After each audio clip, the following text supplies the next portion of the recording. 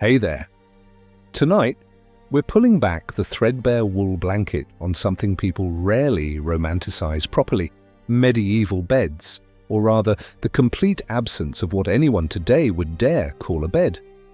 You've just pushed open a door that was once a tree, now hacked into a slab and hung from iron hinges that creak like they resent their own existence.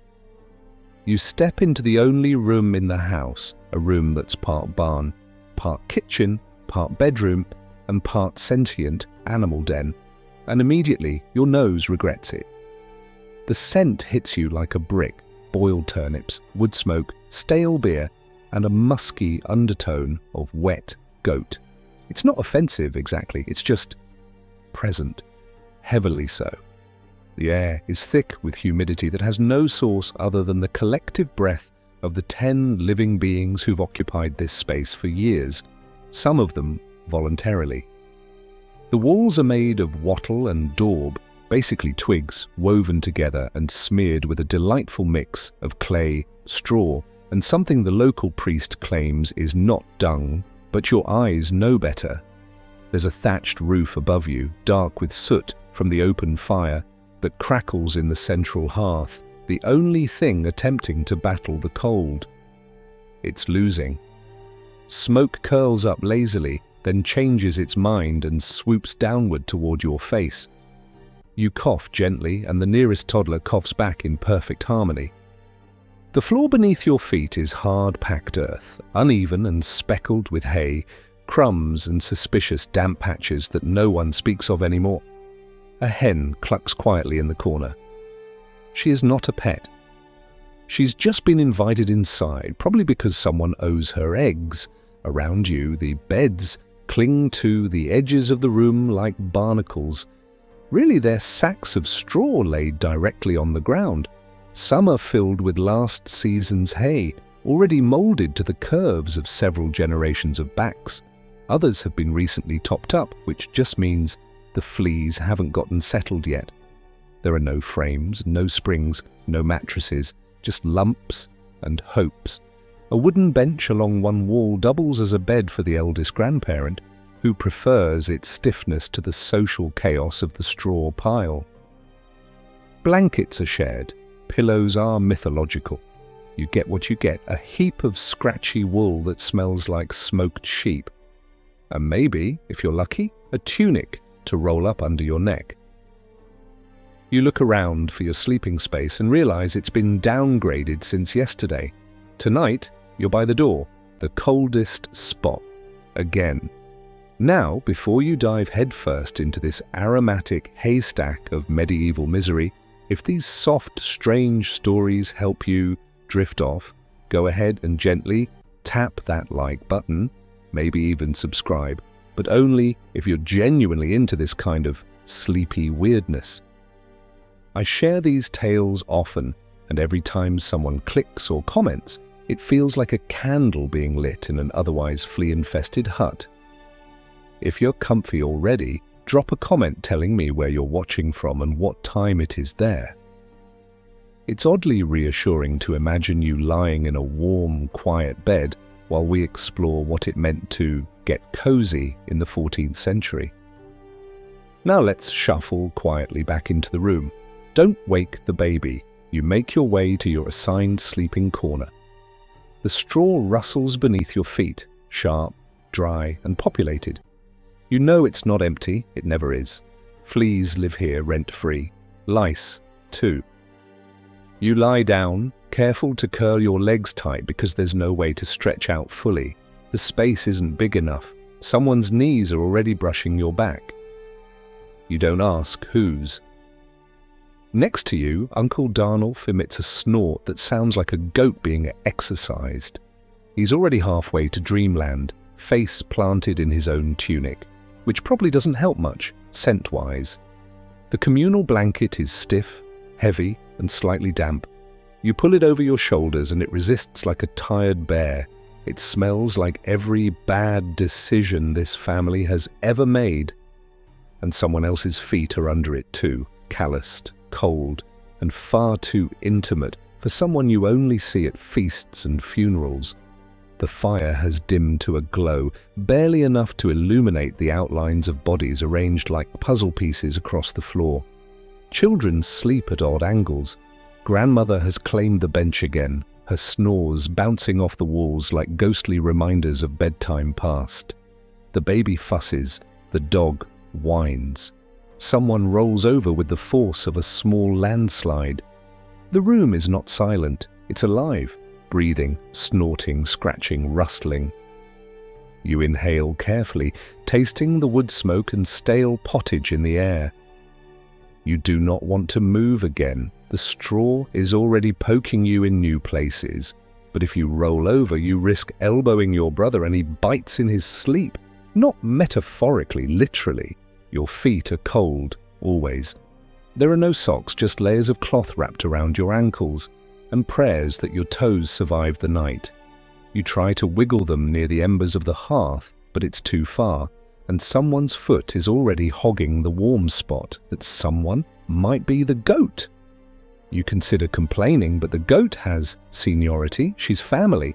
Besides, warmth is distributed on a strict seniority and grumpiness basis, and you are not grumpy enough. Yet, sleep does not come quickly. You itch. It's not just here or there, but everywhere. It's the kind of background itch that can't be solved, only accepted. Every few minutes, someone wakes just long enough to cough, roll, or whisper a warning to no one in particular. You shift slightly and your shoulder presses against the wall, which is soft. That's never good. You pull away slowly and hope that whatever lives there is sleeping too. Still, slowly, inevitably, you begin to drift. Not into dreams exactly, but into a kind of smoky, itchy background noise haze where your thoughts quiet and the discomfort becomes routine. In this room, in this year, in this life, this is what sleep means. It means sharing space with warmth, noise, breath, and the occasional surprise toe. It means surrendering to a place where comfort is relative and privacy is a rumor. And oddly, once you stop fighting it, it almost feels safe. Awful, but safe. Medieval, but familiar. Welcome to bed in the Middle Ages. You'll never look at your mattress the same way again. Morning does not arrive gently in a medieval hut. It drags itself in reluctantly, grey and damp, like a cold breath crawling under the door. There are no alarm clocks, no phones vibrating on nightstands, just the subtle shift in sound and scent that tells you the day has started, whether you're ready or not. The room is already stirring before you open your eyes. A cough rattles from somewhere near the fire, followed by the unmistakable sound of someone clearing their throat, with the aggression of a man exorcising a demon. A few whispered voices, some shuffling. The baby mutters a warning in its sleep. Then the creak of a bench as someone tries to get up without stepping on a foot, face, or chicken. This is the medieval version of good morning.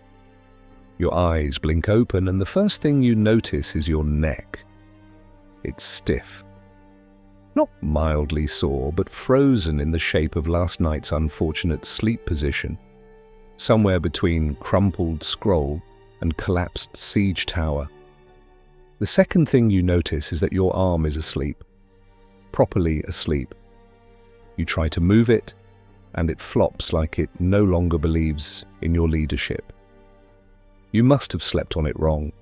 Of course, there's no right way to sleep in a house like this. Your body aches from the straw mattress, which has compacted overnight into something slightly more sentient and slightly less forgiving.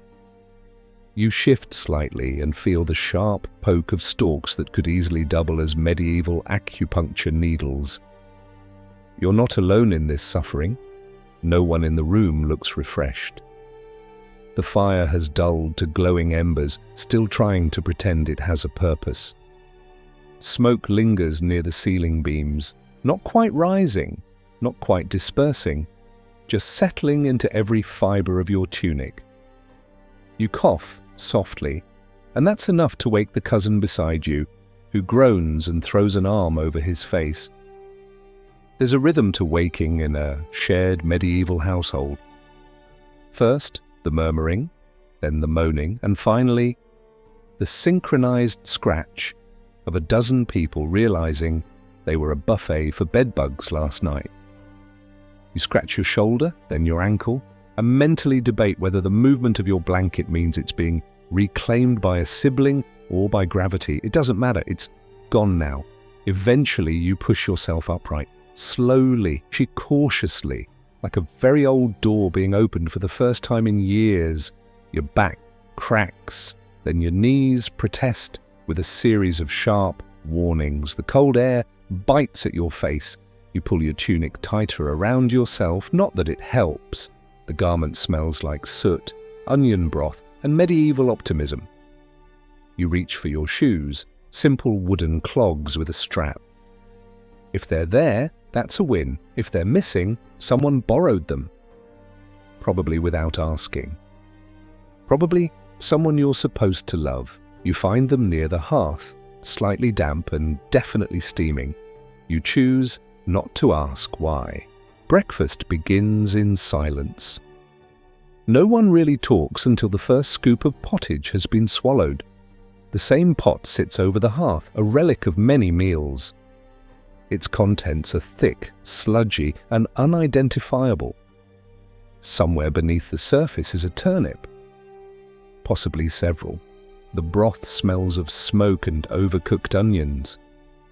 You're not sure when it was last fully emptied. Instead, every night's leftovers are stirred into tomorrow's breakfast. It's not a recipe. It's a commitment. You take your portion in a shared wooden bowl, spooning it into your mouth with slow, resigned movements. No one smiles, no one complains. Complaining about pottage is like complaining about the weather. It's always the same, and no one can do anything about it. As you eat, your mind drifts back to the night before. You remember the way someone rolled over and took half the blanket with them. You remember the scratching, the occasional elbow to the ribs, the child's foot that found its way onto your face around midnight. You remember the way the cold came in waves, just enough to keep you hovering at the edge of sleep. You didn't dream. Or if you did, it was of straw poking your legs and smoke filling your lungs. You feel no more rested than you were last night. But this is normal. Everyone wakes up tired. Everyone wakes up itchy. Sleep is not restorative, it's just a pause between chores. Someone sneezes loudly, then again. The sound bounces off the walls like a cannon blast.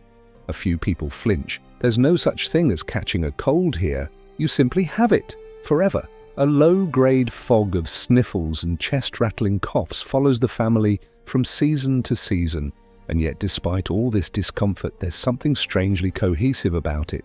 You all wake together, you all stretch, groan, scratch, and slurp together. In a world where individual space is a fantasy, the act of waking up becomes communal, almost ritualistic. It's not comforting in a cozy way, it's comforting in a no-one-has-it-any-better way.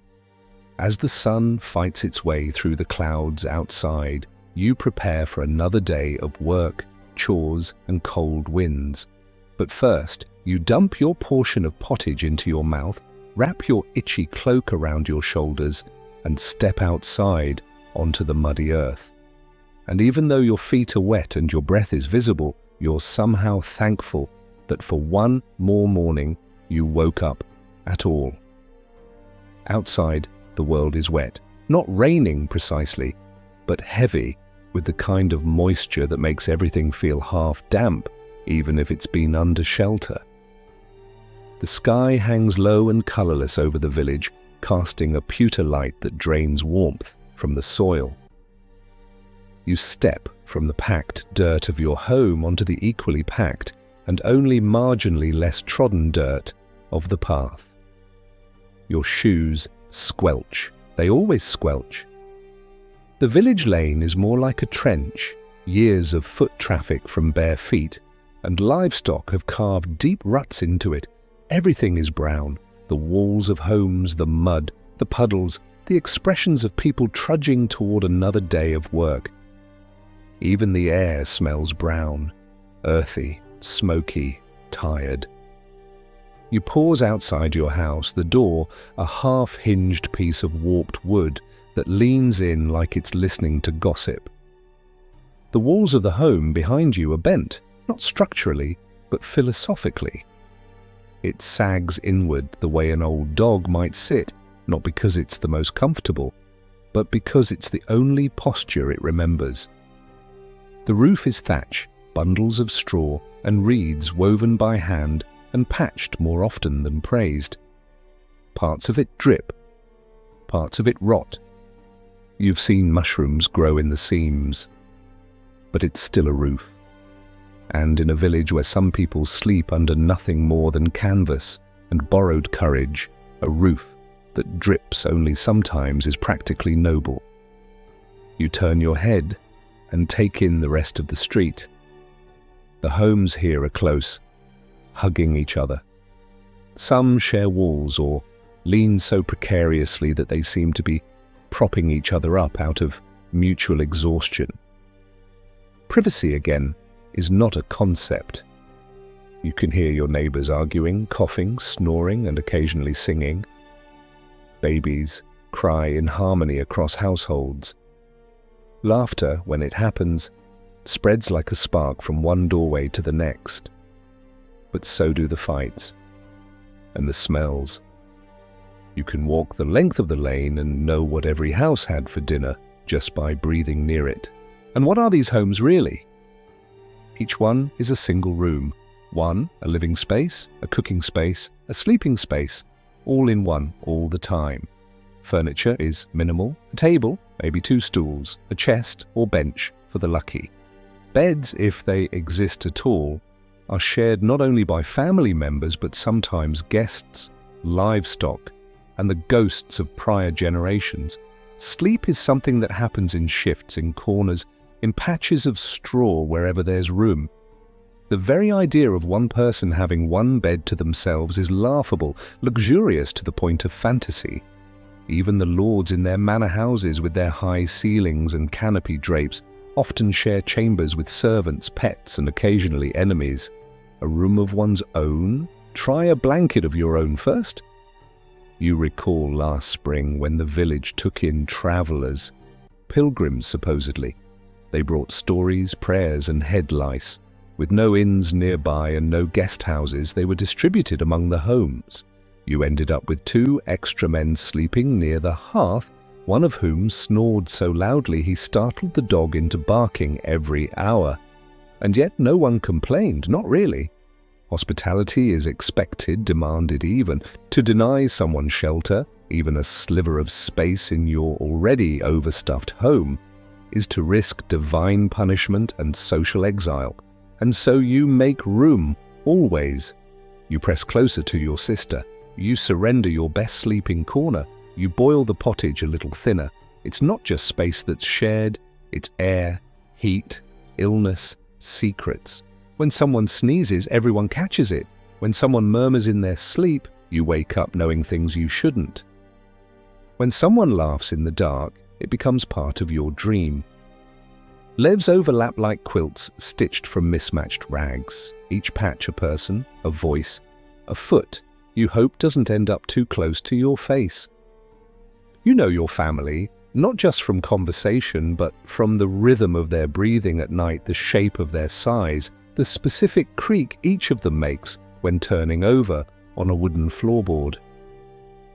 And yet, despite the smells, the sounds, the sheer closeness of everything, there's a strange comfort in it. When the wind howls outside, the crowd inside feels like a shield.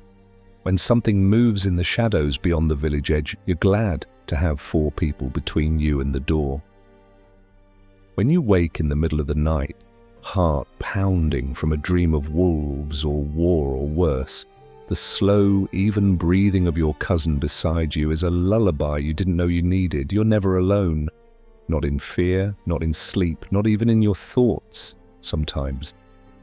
Still, the housing leaves much to be desired. The walls are not soundproof, the roof is not sealed, the floor is not clean. You know families where 3 generations sleep side by side on one straw pallet, the youngest wedged between 2 old bodies like a sandwich nobody ordered. You know of accidents, someone rolling into the hearth in the night, a child falling through a rotted floorboard, a visitor stepping on a scorpion someone accidentally brought back from a foraging trip. There are hazards everywhere, and yet the houses remain full because they have to be. You walk past one such house now. Its walls bulge slightly with the weight of life inside. Children peer out through gaps in the shutters. A dog stretches across the doorway. Steam rises from a small iron pot balanced on 3 stones just outside. Inside, you know there are perhaps 8 people, all trying to move around each other without drawing blood. And tonight, when the sun dips and the cold returns, they'll all curl together again, like so many spoons in a drawer, nested not out of affection, but necessity. And maybe affection too, though that's harder to admit. You return home by midday, your chores unfinished, but your thoughts full. The house greets you with its usual blend of odor and obligation. You duck inside, step over someone's tools, and reclaim your sleeping corner to rest your legs.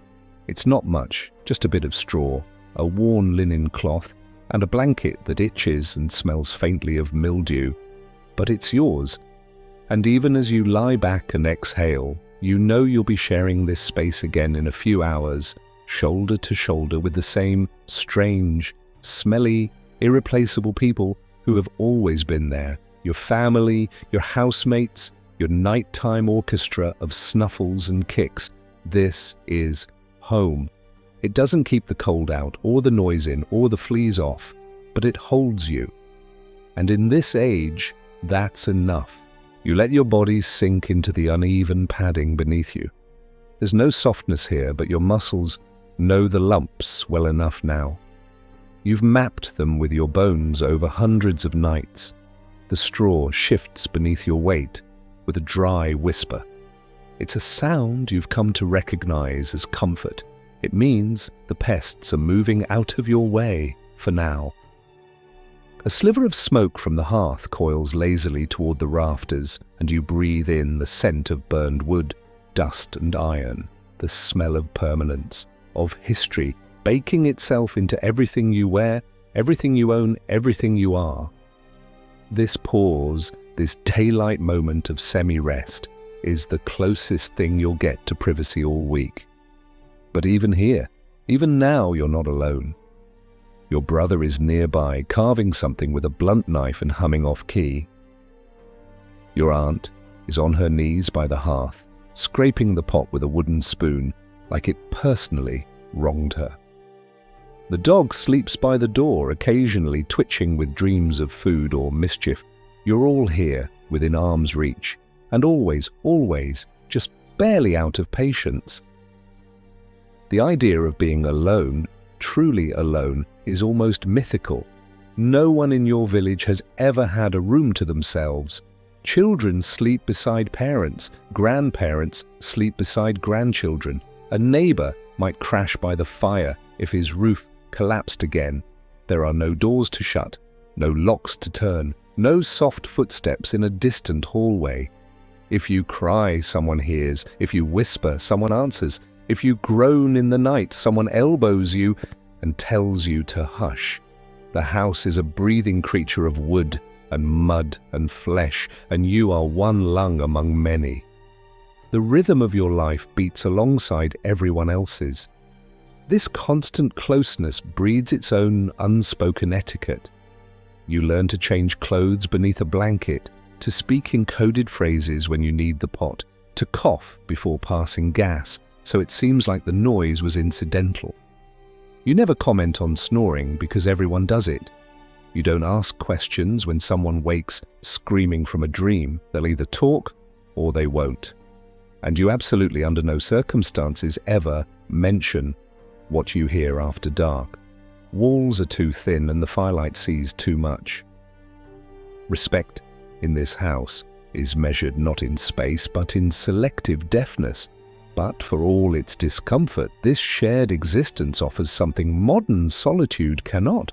It teaches you endurance, not just of the body, but of the spirit. You endure your brother's midnight tossing. You endure your sister's singing. You endure the old man's night terrors, the baby's dawn cries, the mother's endless list of complaints. You endure smells, heat, cold, the soft crunch of something under your blanket that you hope isn't alive.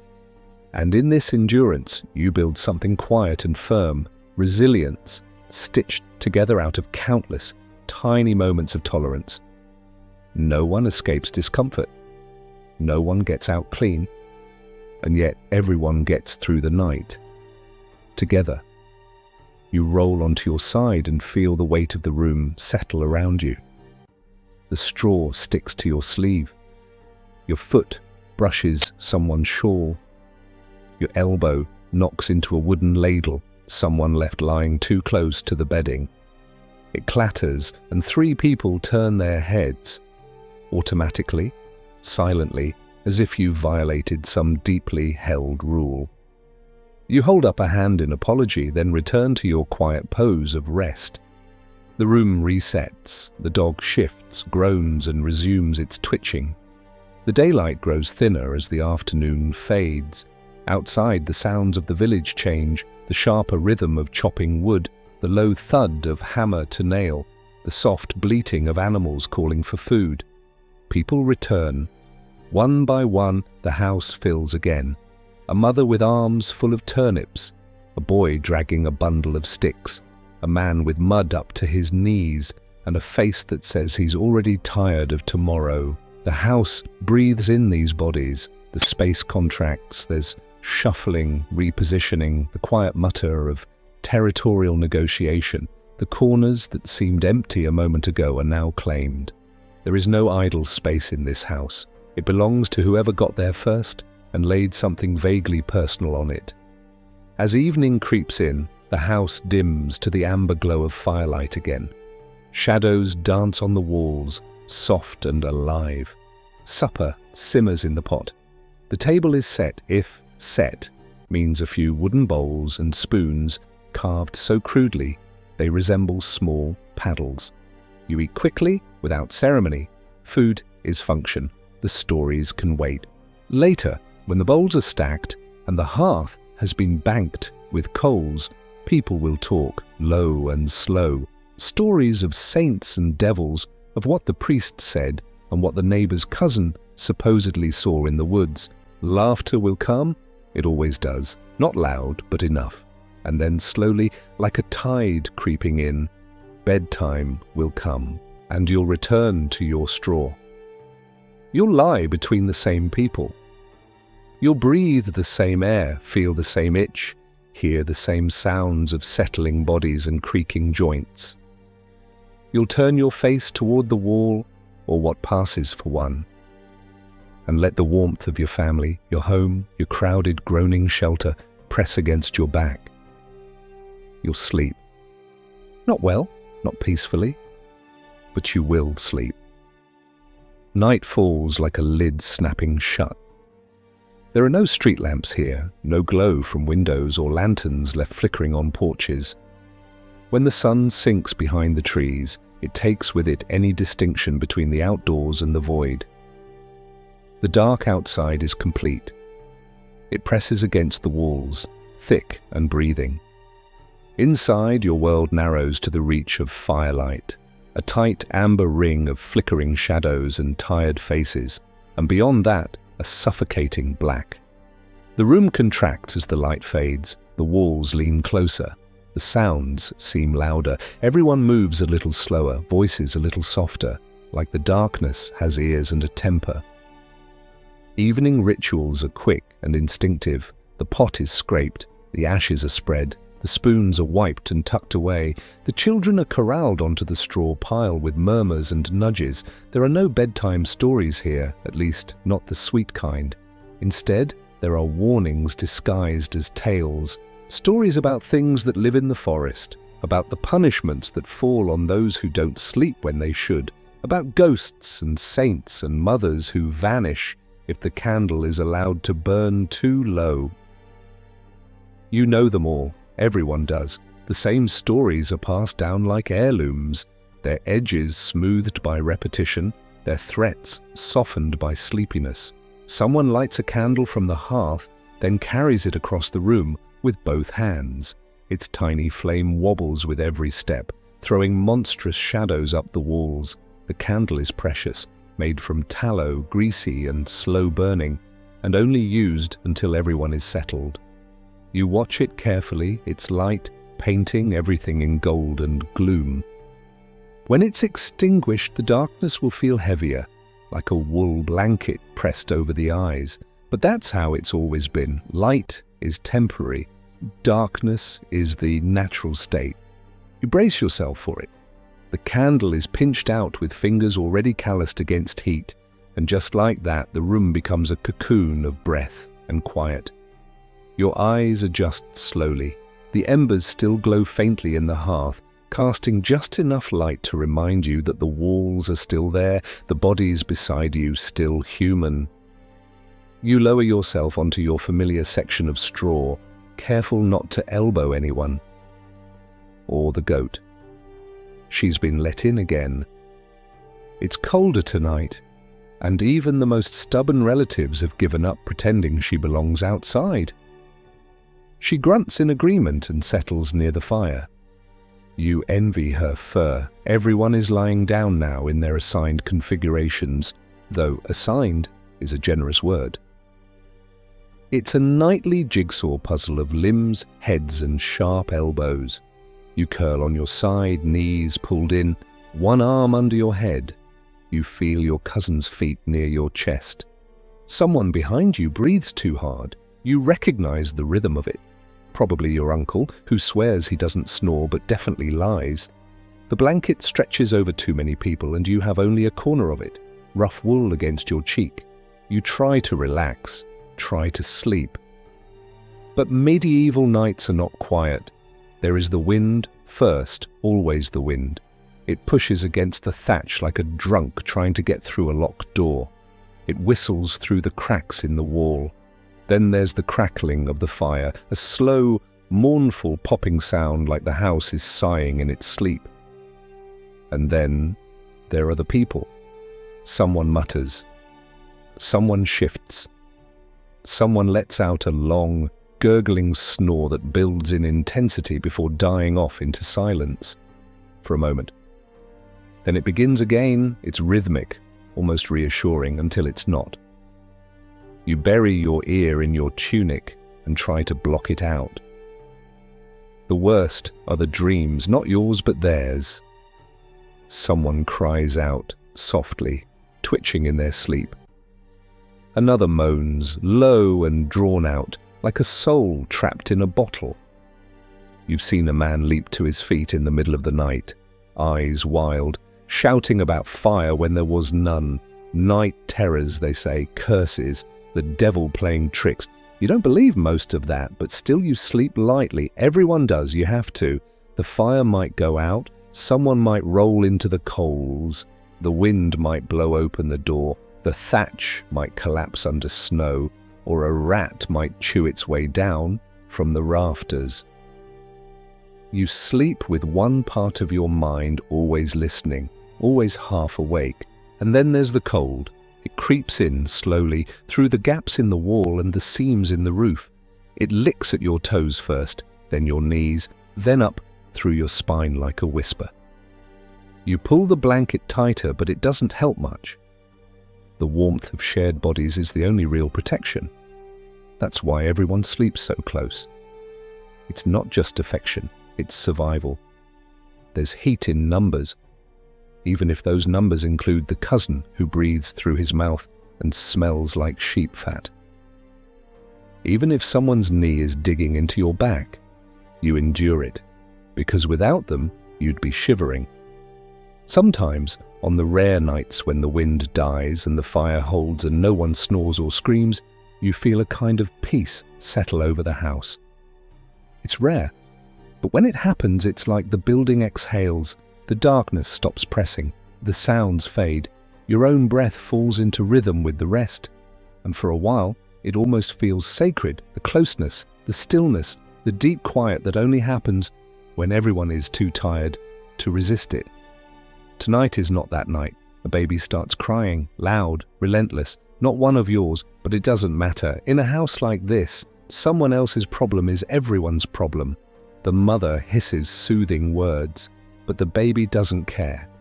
You groan softly into your tunic and try to will yourself back into the thin veil of half sleep. It doesn't work. The dog barks once, annoyed, not alarmed, and someone shushes it. Then comes the unmistakable sound of someone using the chamber pot. It sloshes. You try not to imagine it. This too is part of the soundtrack. Eventually the crying fades, the house settles again, you shift to your other side, wincing at the stiffness in your hip.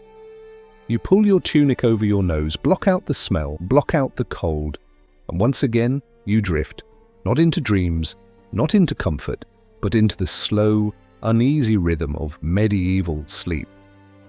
Sleep is not an escape here. It's not restorative. It's not soft or quiet or safe. It's simply something you must do between dusk and dawn so that you can do everything else again tomorrow.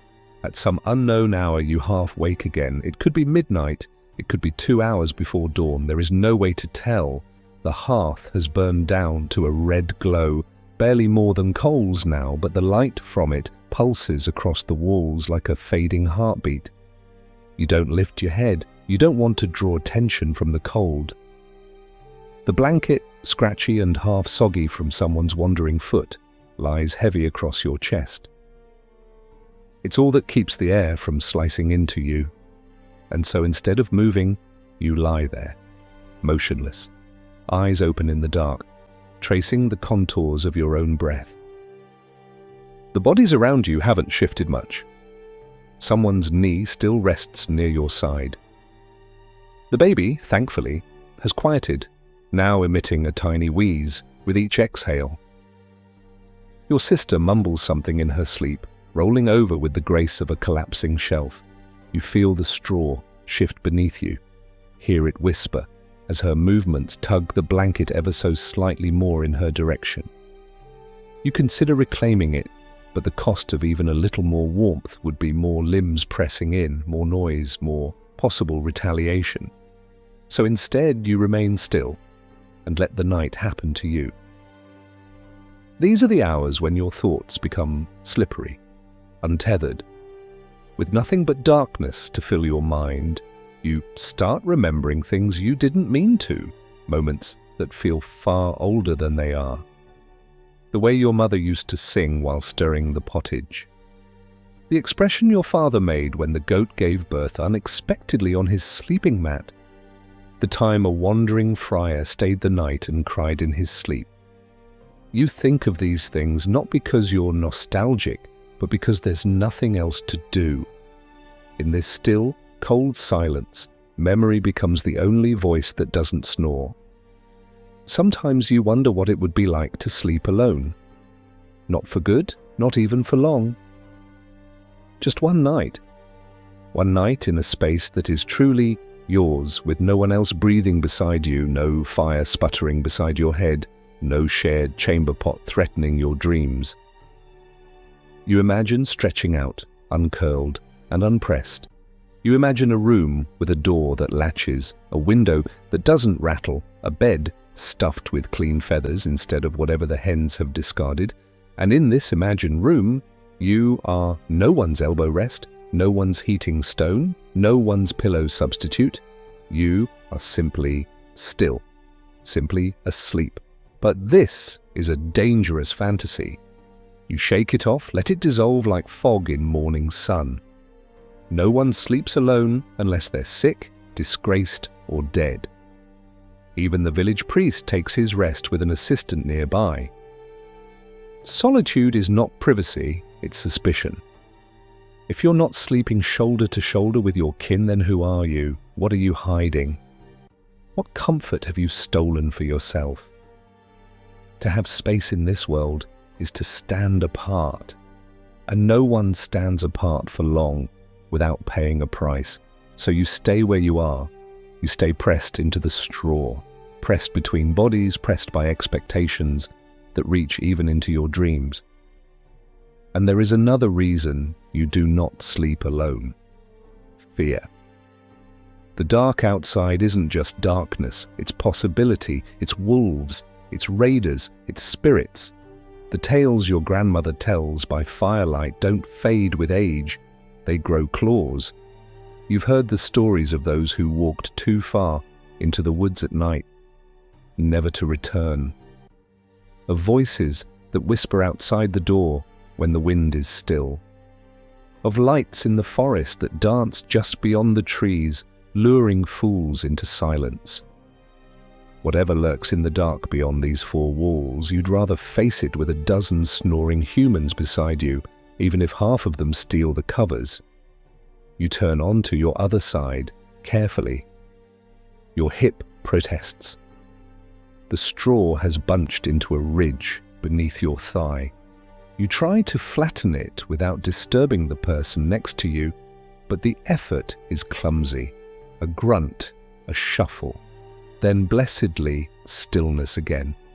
You press your face into the tunic you've rolled as a pillow. It smells like everything you've done this week. Ash, sweat, a bit of river mud. And yet it's familiar, your smell, your place. Even in this crowded mess, this patch of scratchy fabric is somehow yours alone. You listen. Beyond the house, the wind has changed direction. It taps at the roof with long, slender fingers. Something rustles in the rafters above you. A mouse? A bird? Something bigger? You don't care anymore. You're too tired.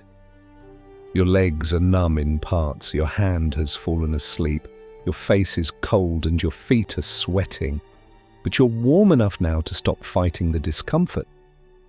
And that, more than anything, is what medieval sleep is about. Not comfort, not peace, but surrender. You let go, not because you are rested, but because there is no other option. And as the fire whispers its last few sparks and the breath of your kin rises and falls around you in a mismatched lullaby, you finally doze again. Not all the way, never all the way, but enough. You awaken again, or perhaps you never truly slept. It's hard to tell anymore. Time in this house doesn't pass so much as slosh around like water in a bucket, pooling and shifting with every breath, every cough, every groan from the person pressed against you. There is no silence, only changes in volume. The breath of your uncle to your left has grown shallower, like the night itself is tiring of the effort. Somewhere beyond the straw pile, someone is softly humming. Not a song exactly, just a sound almost instinctual, like a person trying to lull themselves back into a dream they haven't had in years. No one has said a word for hours, but the room remains full of language, a shuffled foot, a murmured half-prayer, the creak of dry wood as someone adjusts their back against the bench, the goat curled now so tightly against the hearth you could mistake her for a coal-blackened blanket, gives a snort of protest in her sleep. The fire is nearly gone and the night's cold creeps in with quiet confidence, curling under blankets, sliding across the floor like a fog made of frost. It finds you, it always does, but by now you've grown skilled in pretending it hasn't. Sleep in this room has never been a luxury. It is a task, a communal duty, a nightly truce among bodies and breath, among lice and aches and straw that pokes and pokes until your skin stops reacting. The very act of falling asleep here isn't about drifting off peacefully, it's about enduring everything that tries to stop you from doing so. You have no rituals beyond the basic ones, no lavender oil, no hot baths, no bedtime tea. You have habit and you have exhaustion. The greatest sleeping aid in your world is the weight of the day pressing down on your eyelids. Your mind doesn't have the strength to keep you awake forever, and so it gives up. In that surrender lies a strange kind of ritual, though no one would ever call it that. the shared shifting. The way each body learns to fold around the others like puzzle pieces. The way you subconsciously track which sibling kicks in their sleep and which one sleep talks in Latin, terribly. The way your mother murmurs her evening blessings not just for her soul, but as if to cast a protective net over every breathing creature in the room. The way your father always lies nearest the door, not out of comfort, but to be first to wake if something knocks. And the way you, pressed between someone's back and the wattle and daub wall, always curl a certain way, blanket clutched in a certain fist, facing the inside of the room like you're guarding the flame with your spine. There's intimacy in this repetition. Not affection, always, but intimacy, built from necessity. You learn people in the dark in ways daylight never reveals. You know their breath before their words, their scent before their opinions. You've felt your cousin's dreams vibrate in his body before he's spoken of them aloud. You've watched your brother's face soften into something gentle in sleep, even when his days are made of sharp elbows and sharper complaints. You've held the tiny, twitching foot of the newborn niece, nestled at your side, reminding yourself in a half-dream that you are someone's warmth now, someone's barrier from the cold. This proximity could drive anyone mad, and sometimes it does. The arguments that flare when the pot is full and no one wants to empty it, the slap fights that erupt when someone accuses someone else of stealing their side of the blanket, the simmering tension when a guest overstays their welcome by one night too many, turning the straw pile into a wrestling mat of resentment. But these flare-ups always die as quickly as they're born, because everyone knows, in the end, you sleep beside the same people again. There is no escape, no privacy to sulk in. Forgiveness is not optional, it is inevitable. If only because no one wants to sleep next to someone who's still angry. And yet, in that inevitability, something beautiful grows, not softness, not sentimentality, but solidarity. You suffer together, you itch together, you groan, you wake, you sleep, you rise together. Even your dreams feel shared, like drifting down a river in the same leaky boat, taking turns bailing water until one of you finally gets to rest. You can't remember the last time you had a dream that didn't include at least one of your siblings or your goat. You don't even question it anymore. The house shifts again. Someone has risen, probably grandmother, whose bladder is as punctual as the sun. You hear the familiar clack of her cane across the floor, the gentle mutter as she maneuvers around the bodies. She lifts the lid of the chamber pot. The silence accepts it. You stare at the ceiling again, watching the faintest glow of embers blink behind the lattice of roof beams. There are voices in the thatch tonight. Not real ones. Just the kind you invent when you're halfway between waking and dreaming. They never say anything cruel. Just names you recognize. Sounds you think you remember from long ago.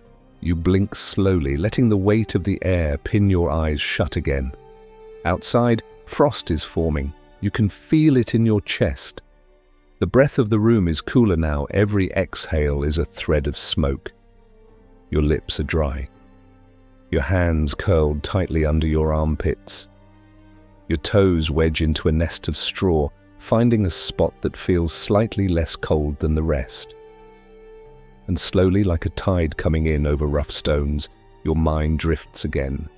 Not to comfort, not to peace, but to a place where sleep and struggle sit side by side, neither one stronger than the other, and in that delicate balance somehow you rest. The next time you wake, it's not from noise but stillness. A strange hush has blanketed the house, not absence of sound, but the kind of calm that suggests every living thing is caught in the same moment of breathless waiting.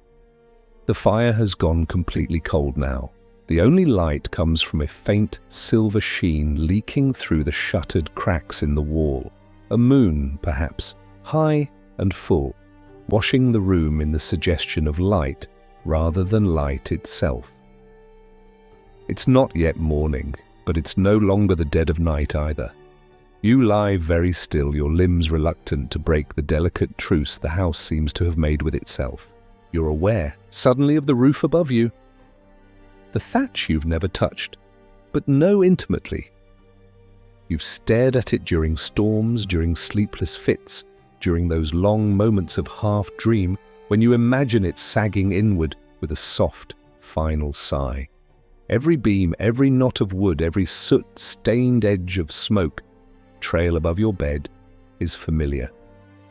You've learned their lines the way others might learn verses of a hymn. They are part of your landscape, your night sky. In this house, the roof is not just a cover, it is a ceiling of memory, the upper limit of your world. You can picture this place as it was built, not because you were there, but because you see its story every day in the way it leans and creaks and mutters under the weight of time. The walls are too low in one corner, the door never quite fits. The shutters hang crooked, nothing is square but everything holds. And inside it, the people who call it home have conformed themselves to its shape. The ceiling bends, so you hunch. The hearth is small, so you share. The beds are crowded, so you learn to sleep in spirals, your limbs carefully curled to fit between others. The house doesn't just hold you, it teaches you how to live in it, how to love in it, how to lie down each night knowing your elbow is someone's pillow and your foot is someone's furnace.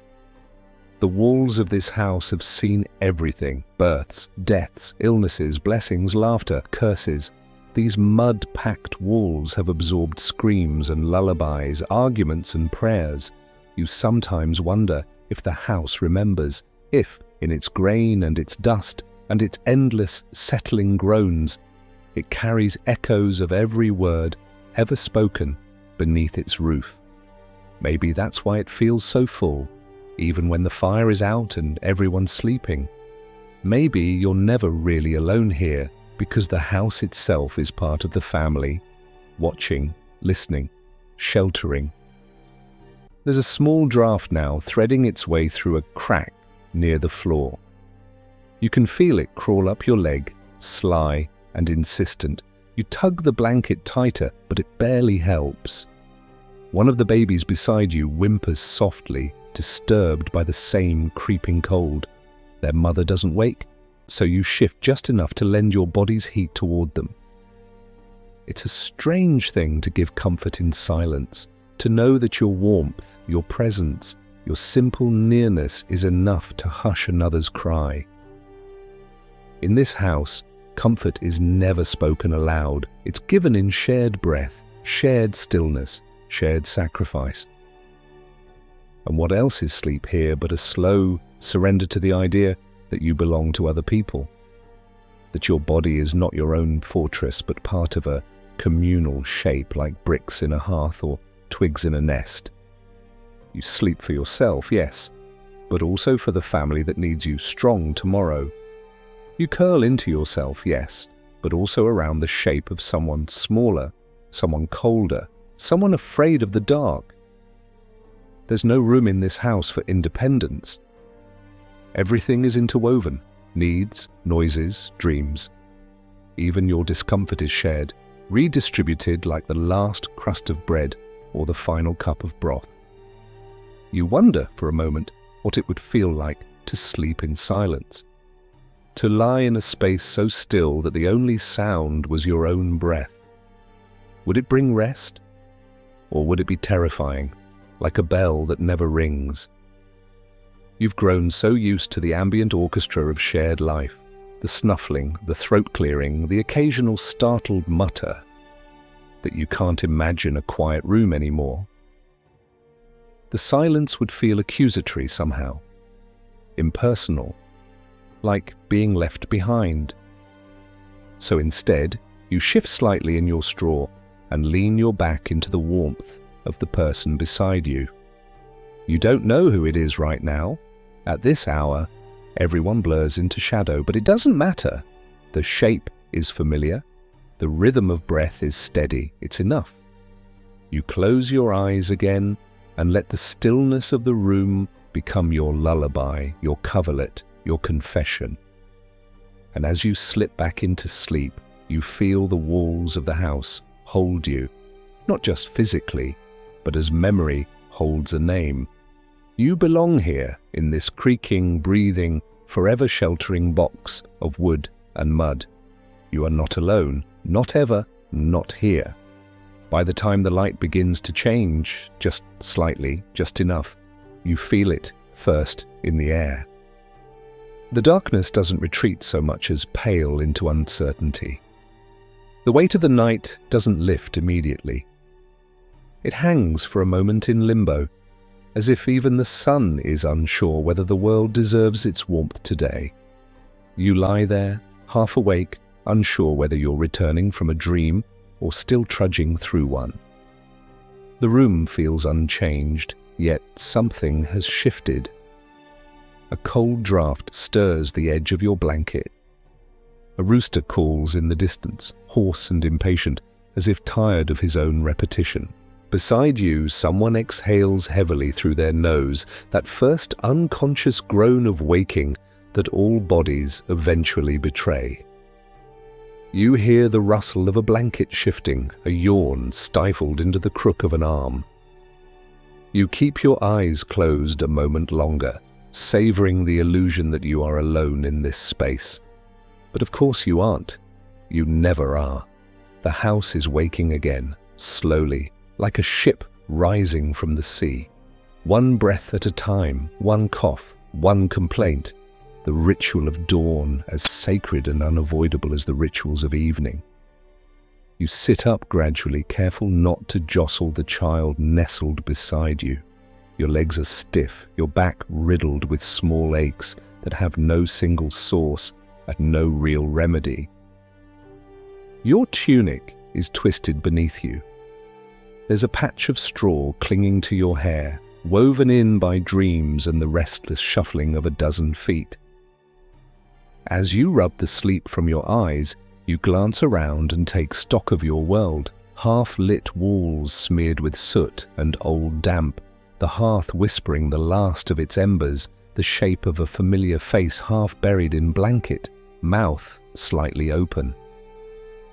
It strikes you then how strange it is in any other world to know someone so thoroughly in their sleep, to know how their hands twitch when they dream, how their breath catches after too much stew, how they mutter the names of people you've never met and never will.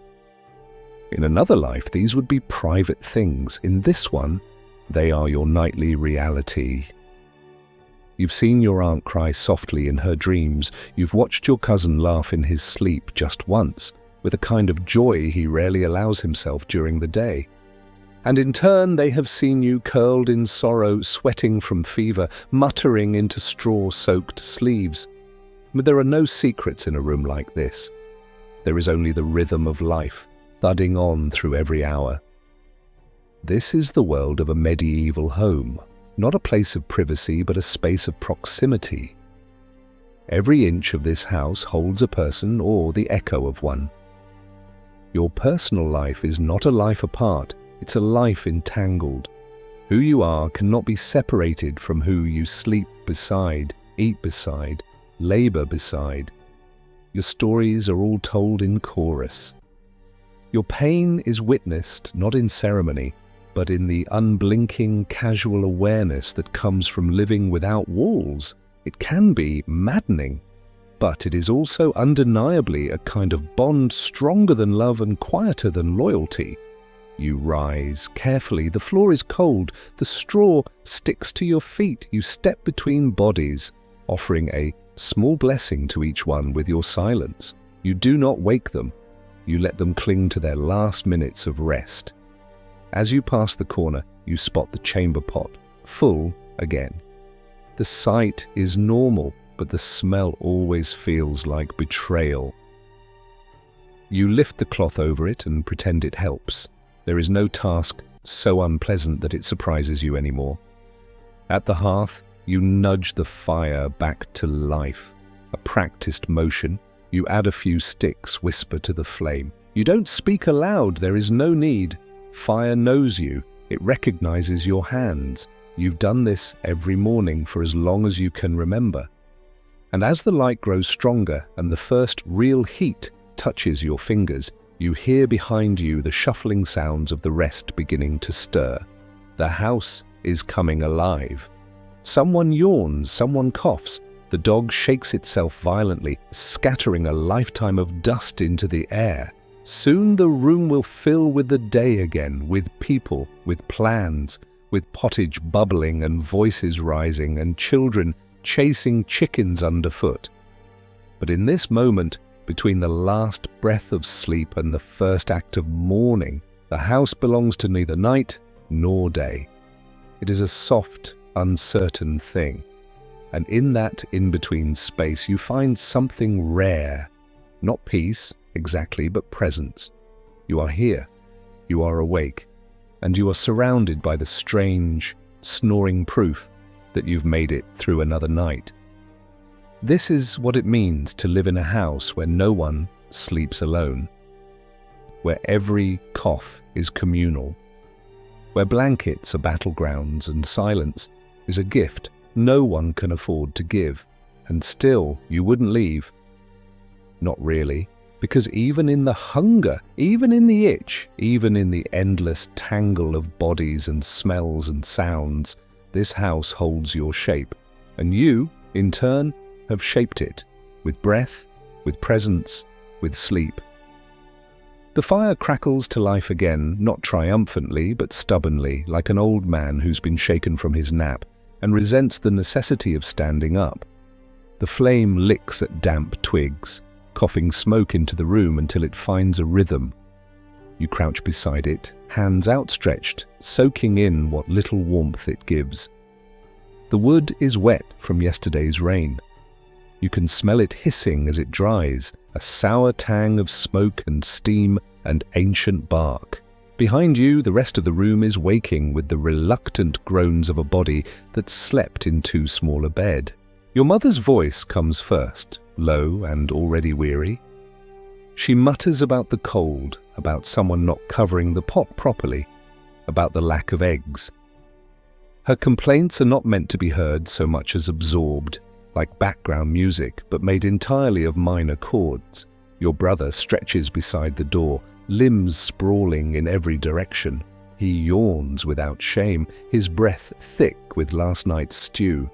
The baby stirs and begins a low whimper that will crescendo soon enough into something louder and wetter. Your cousin farts in his sleep, then rolls over and pulls the blanket with him. A moment later, someone throws a spoon at him. It misses, but the sentiment is well received. You turn from the fire and move carefully through the maze of limbs and bedding. There's a rhythm to this now, an unspoken dance of shifting bodies and sidelong glances. Everyone is sore, everyone is irritated, and everyone pretends they aren't. No one dares be the first to complain too loudly, lest they be tasked with fetching water or emptying the chamber pot. Instead, you all perform a delicate theatre of endurance. A scratched cheek is rubbed, not cursed. An elbow to the ribs is met with a tight-lipped nod. The floor creaks beneath your feet, but no one asks you to walk quieter. They simply shift their weight and sigh. You reach the far side of the room and open the shutters. They groan like the house is displeased with your decision. Cold air rushes in, sharp, metallic, the smell of wet soil and wood smoke from nearby homes. Light, pale and insincere, floods the room. Dust motes dance in it, the fire pops, startled. Behind you, groans rise again, as everyone remembers they must, unfortunately, begin the day. There is no gentle ramp into productivity in a house like this. No stretching alone in bed, no private morning routines. From the moment your eyes open, you are part of the machinery. You are a gear among gears. Breakfast is not served, it is achieved. The pottage is reheated, now on its third or fourth iteration, and its ingredients are anyone's guess. You suspect last night's scraps, a handful of barley, and a solitary parsnip someone dropped on the floor and pretended not to notice. You each take your turn with the ladle. No one gets a full bowl. Everyone pretends not to care. The spoons are passed around with fingers still sticky from sleep. You chew without tasting. You swallow without question. Hunger does not ask for variety. It only asks to be slightly less loud for a while. As people eat, the room begins to clear in bursts. The oldest among you stay behind, clinging to the warmth of the hearth like moss to stone. The children are shooed outside to chase chickens, collect dung, or simply get out of the way. You help roll up the bedding, though bedding is a word that does more work than it deserves. Really, you just push the straw into neater heaps, fluffing the parts that haven't been crushed entirely flat, brushing away any evidence of nocturnal accidents. You shake out blankets near the door, watching the lice scatter like secrets in the wind. There's no shame in it. Everyone's blankets are alive. Someone knocks over the chamber pot. Of course. The shout that follows is muffled but colourful. A rush to mop it up with old rags and fresh curses. You step back instinctively, nose wrinkled. The smell, already woven into the house like another wall, now rises to greet you with renewed vigour. You cover your face with your sleeve, trying not to gag. And yet, even this feels normal, not pleasant. Never that, but expected. A part of the cycle. Something you'll joke about later, softly, as you tie twine around bundles of herbs or peel roots by the stream. Because despite the closeness, despite the mess and the fatigue, and the endless itch of straw in your sleeves, there is a rhythm to this life that makes it bearable, predictable. The discomfort doesn't surprise you anymore. And in a world so full of uncertainty, of harvests that fail, of roads that bring plague as easily as trade, of priests who promise salvation but deliver only guilt, predictability is its own comfort. You know who will complain first. You know who will sneak an extra sip from the pottage bowl. You know who will pretend to still be asleep just to avoid chores. These things are as stable as stone, as true as the ache in your spine. And when the last of the breakfast is gone, the last of the grumbles fade, and the morning sun finds its way through the slats in the shutter, you realize you are not alone in your exhaustion. Everyone here slept poorly. Everyone here hurts. And everyone here still manages to laugh just a little as the day begins again, because somehow, impossibly, beneath this sagging roof and within these crumbling walls, there is still space for warmth. Not physical warmth, that's fleeting, but the kind that lives in a shared glance, in a muttered joke, in the way someone folds your blanket for you without asking, in the quiet mercy of not waking you when the fire went out.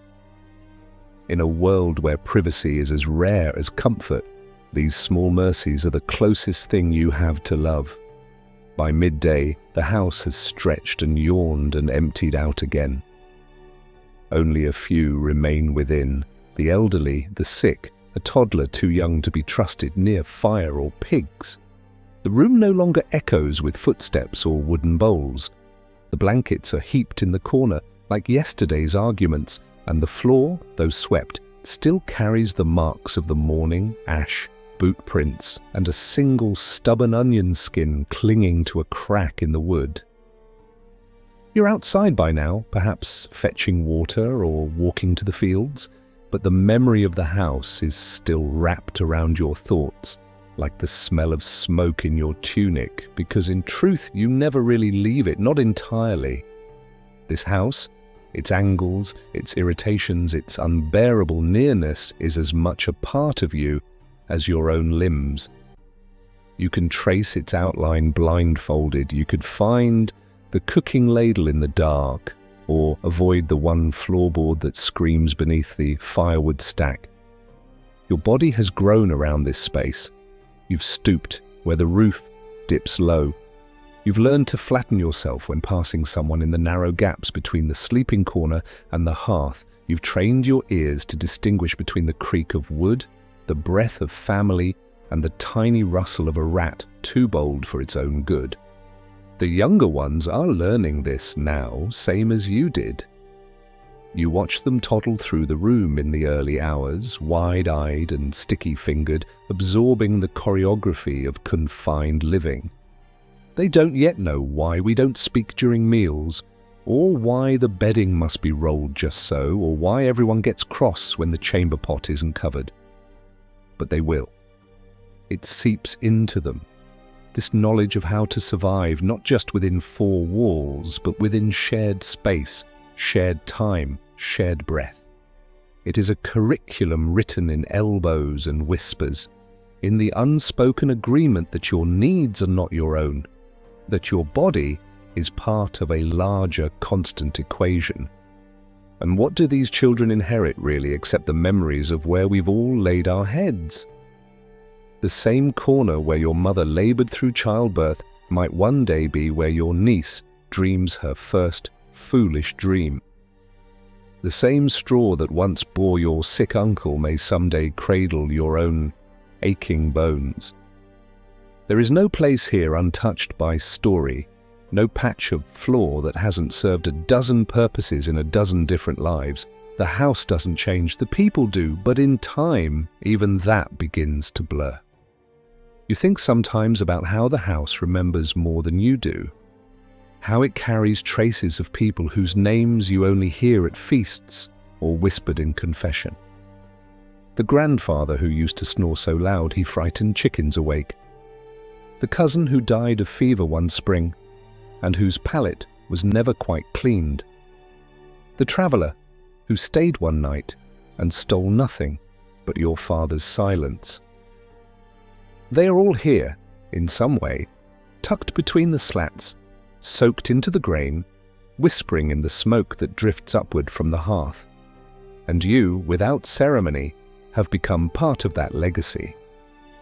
There are no photographs, no portraits, no keepsakes, but the ones buried in memory or held in hands too rough for sentiment. Instead, there is place. There is this house. There is the exact bend in the doorway where you once knocked your head as a child. The spot by the fire where your mother used to comb your hair with fingers like rope. The patch of soot on the wall where your father used to lean after work, staring into the coals like they owed him answers. And when you sleep here, in the same overcrowded room, in the same impossible tangle of feet and fabric, you lie not only with the living, but with the imprint of those long gone. Even when you argue, even when you loathe the sound of someone's breath, even when the itch of the fleas threatens your sanity and the smell of boiled cabbage clings to your every belonging, you are wrapped in a continuity deeper than comfort. You are part of something ancient and accidental, the slow, stubborn tradition of making do, of sleeping too close, of surviving in rooms that were never quite large enough to hold everything you carry. The children don't know this yet. They giggle when someone snores, cry when someone elbows them in the night. But in time, even they will learn to let go of their illusions of space. They'll grow into the rhythm of the room, the lullaby of shared discomfort, the quiet solidarity of the bedtime scramble. And someday they'll tell their own children to scoot over, to hush, to hold still, and share the blanket because it's freezing, and someone has to get up early and the firewood is nearly gone. And in that moment the house will breathe again, not just with smoke or with sleep, but with memory. It will remember who you were, who you are, and who will come next to lie where you once did. Autumn doesn't so much arrive as it seeps in, slow and sly, with breath that smells like soil and old smoke. It begins with the mornings, damp, reluctant, and grey. The dew thickens. The sun seems tired, dragging itself across the sky without conviction. You wake earlier now, not from noise or light, but from chill. It curls through the cracks, slithers beneath the blanket, wraps around your toes like a warning. The warmth you gathered from the fire fades faster, and your first breath each morning is a cloud that vanishes before your eyes like a broken promise. The house stiffens with the season. Everything feels tighter. The walls seem to pull inward. The roof leans lower, as if bracing against something still distant but inevitable. The straw bedding smells stronger, damp and musty and faintly sour. You try to fluff it, rotate it, even replace it with dried leaves once, but nothing stays dry for long. There is a weight to the air now, not just cold, but heaviness. The kind that reminds you that sleep in the coming months will be less about rest and more about survival. And so you adapt as your family has always done. More bodies sleep closer together. The goat, once banished outside on warmer nights, is now not only welcomed in, but often hugged for her heat. The dog curls under blankets as if born to do so. You add layers, coarse wool over rough linen, old cloaks folded and shared. You tuck warm stones at your feet, heated by the fire and wrapped in cloth. They lose their warmth too quickly, but you pretend otherwise. You sleep in your boots now, if only to spare your feet the pain of morning frost on wood. The nights grow longer. You feel it in your bones. Sleep becomes heavier, more fragmented. You wake often, not from noise, but from cold, or the urgent need to relieve yourself after drinking too much broth in the evening. Each time you must navigate a room full of sleepers, stepping carefully, sometimes crawling. You shiver the whole way. The chamber pot is colder now, more cruel. The fire, banked for safety, radiates just enough warmth to make the walk back feel worse by comparison. You slip beneath your shared blanket and press your face against the damp cloth, trying to find a patch that isn't clammy. And yet, for all its hardship, winter draws the family closer, not just physically, but in spirit. You depend on each other more openly. There's no illusion of personal space anymore, no pretense of solitude. You share body heat, food scraps, and even dreams.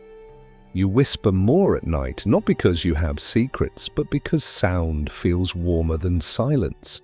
Your uncle, usually gruff, now hums softly before sleep. An old ballad with no words, just melody. The child beside you mimics it, a ghost of the tune, and you realize suddenly that this might be what family sounds like. Not talk, but presence. Daylight is brief and stingy. Tasks pile up, half done, as fingers grow numb and tools slip from grasp. By evening, you're so exhausted you could sleep standing, but the house doesn't let you sleep right away. There are too many people, too much to sort.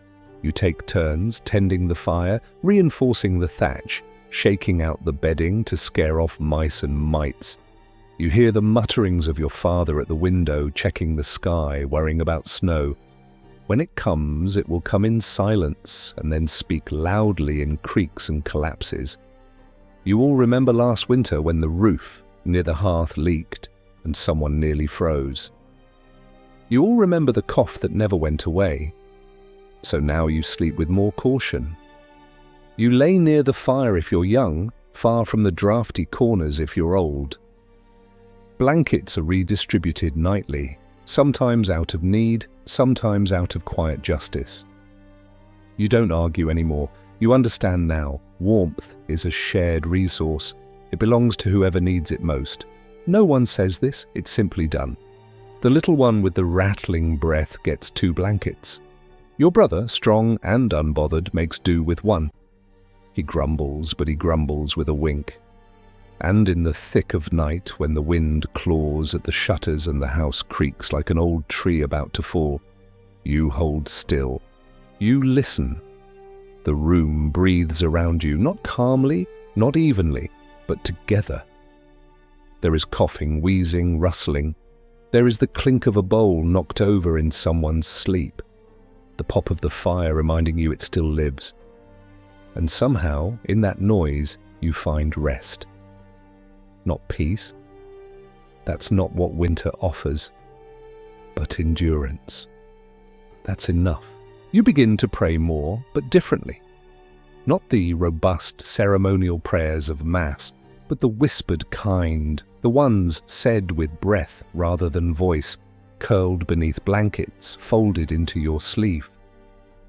They are half invocations, half bargains. Keep us warm, keep us safe, keep death at the window, and not the door. You cross yourself in the dark, not because you're pious, but because you're scared. Because in the deep hush of winter night, even your own heartbeat feels like an invitation to something unseen. You don't tell anyone that you've started seeing things in the corners of the room. The flicker of movement that vanishes when you blink. The sense that someone just left your side, though no one's there. And in those hours when sleep won't come, when the wind howls through the chinks and the fire pops like bones cracking in a burial pit, you listen. Because that's when the stories come. Not told on purpose, not shared as lessons, but slipping out of mouths like mist. Someone half asleep will murmur, "Did I ever tell you about the girl with two shadows?" Or "There was a monk once in the hills." And suddenly the room stills, even the youngest children straining to hear. No one speaks above a whisper. The stories demand it. They're not always frightening. Some are strangely comforting. Tales of saints appearing to warm children, or dreams that warned of fire just in time. But others linger longer, spirits that tap on windows, voices that mimic loved ones, animals with eyes too knowing. These stories are not just entertainment, they are insulation. In a house where no one sleeps alone, these stories are the dreams you all share, the collective imagination of a family folded into one another for warmth and protection. You remember the tale your grandmother told last winter about a man who dreamed of his own funeral 3 nights in a row, then died exactly as he'd dreamed. The detail you can't shake is the shape of the coffin, long and narrow like the winter shadows on the wall. Now every time someone dreams of a burial, everyone else pretends they didn't hear it. You don't always understand what these dreams mean, but that doesn't make them less powerful. If anything, it makes them more so.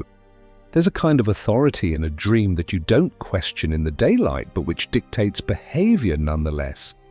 A bad dream can change the seating order around the fire. A good one might earn someone the last heel of bread. People wake in the night crying out and no one laughs. It's taken seriously, just as seriously as a fever or a sprain. A dream is a wound you can't see. You've had your own lately. One where you walk through the house, but no one can see you. You call their names and they don't answer. You lie down beside them and feel nothing. You wake from it breathless, and you hold your hand in front of your face just to prove that you're real. Another night, you dreamed the fire spoke to you, and when you told your aunt, she dabbed your forehead with vinegar and murmured, "The spirits like warm mouths." She didn't explain what that meant. And then there's the night where you don't dream at all, only wake to find yourself weeping. No reason, no memory. Just salt and warmth on your cheeks and a sense of having said goodbye to something. Those are the worst nights, the empty ones, the ones where even fear doesn't visit. You try not to dwell on it during the day. There are still chores, bread to knead, wood to split, hay to fetch before it's buried. But the nights loom larger now. Every hour of daylight is a countdown to the return of the stories, the dreams, the half-lit room, where breath forms clouds and fear sits in the rafters like a silent bird. When you lie down again, surrounded by your breathing, groaning, dreaming kin, You wonder what tonight will bring. Will it be the whisper of your father muttering in his sleep again, the sharp cry of your cousin reliving some half-remembered fright? Or worse, will the room be too quiet, too still, as if everyone's breath has paused together, listening for something approaching in the dark? You curl tighter, your fingers clutch the edge of the blanket, and before your eyes close again, you whisper to the thatch above, to the saints who may or may not listen, to the ghosts that surely do. Not tonight, let it pass. And with that you slip beneath the hush, one more sleeper in a house that dreams as a single, shivering soul. Sleep in a house like yours is never truly yours. It's something borrowed, shared, patched together, adjusted, depending on who snores the loudest, who needs the corner nearest the fire, and who woke in the night with chills and nightmares. And, more often than not, someone stays half awake so the others can sleep. Not because they're asked to, but because the rhythm of survival demands it. These quiet sentinels, your mother, your eldest sister, sometimes even you, sit propped up near the hearth, half wrapped in the same blanket they were meant to sleep under, keeping the flame alive and the house held gently in its cocoon of warmth. You watch your mother sometimes in these hours. She doesn't notice.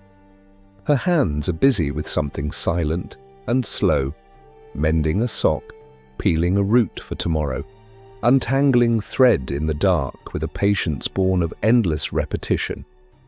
Her shoulders curve forward like the eaves of the house, sheltering everything beneath them.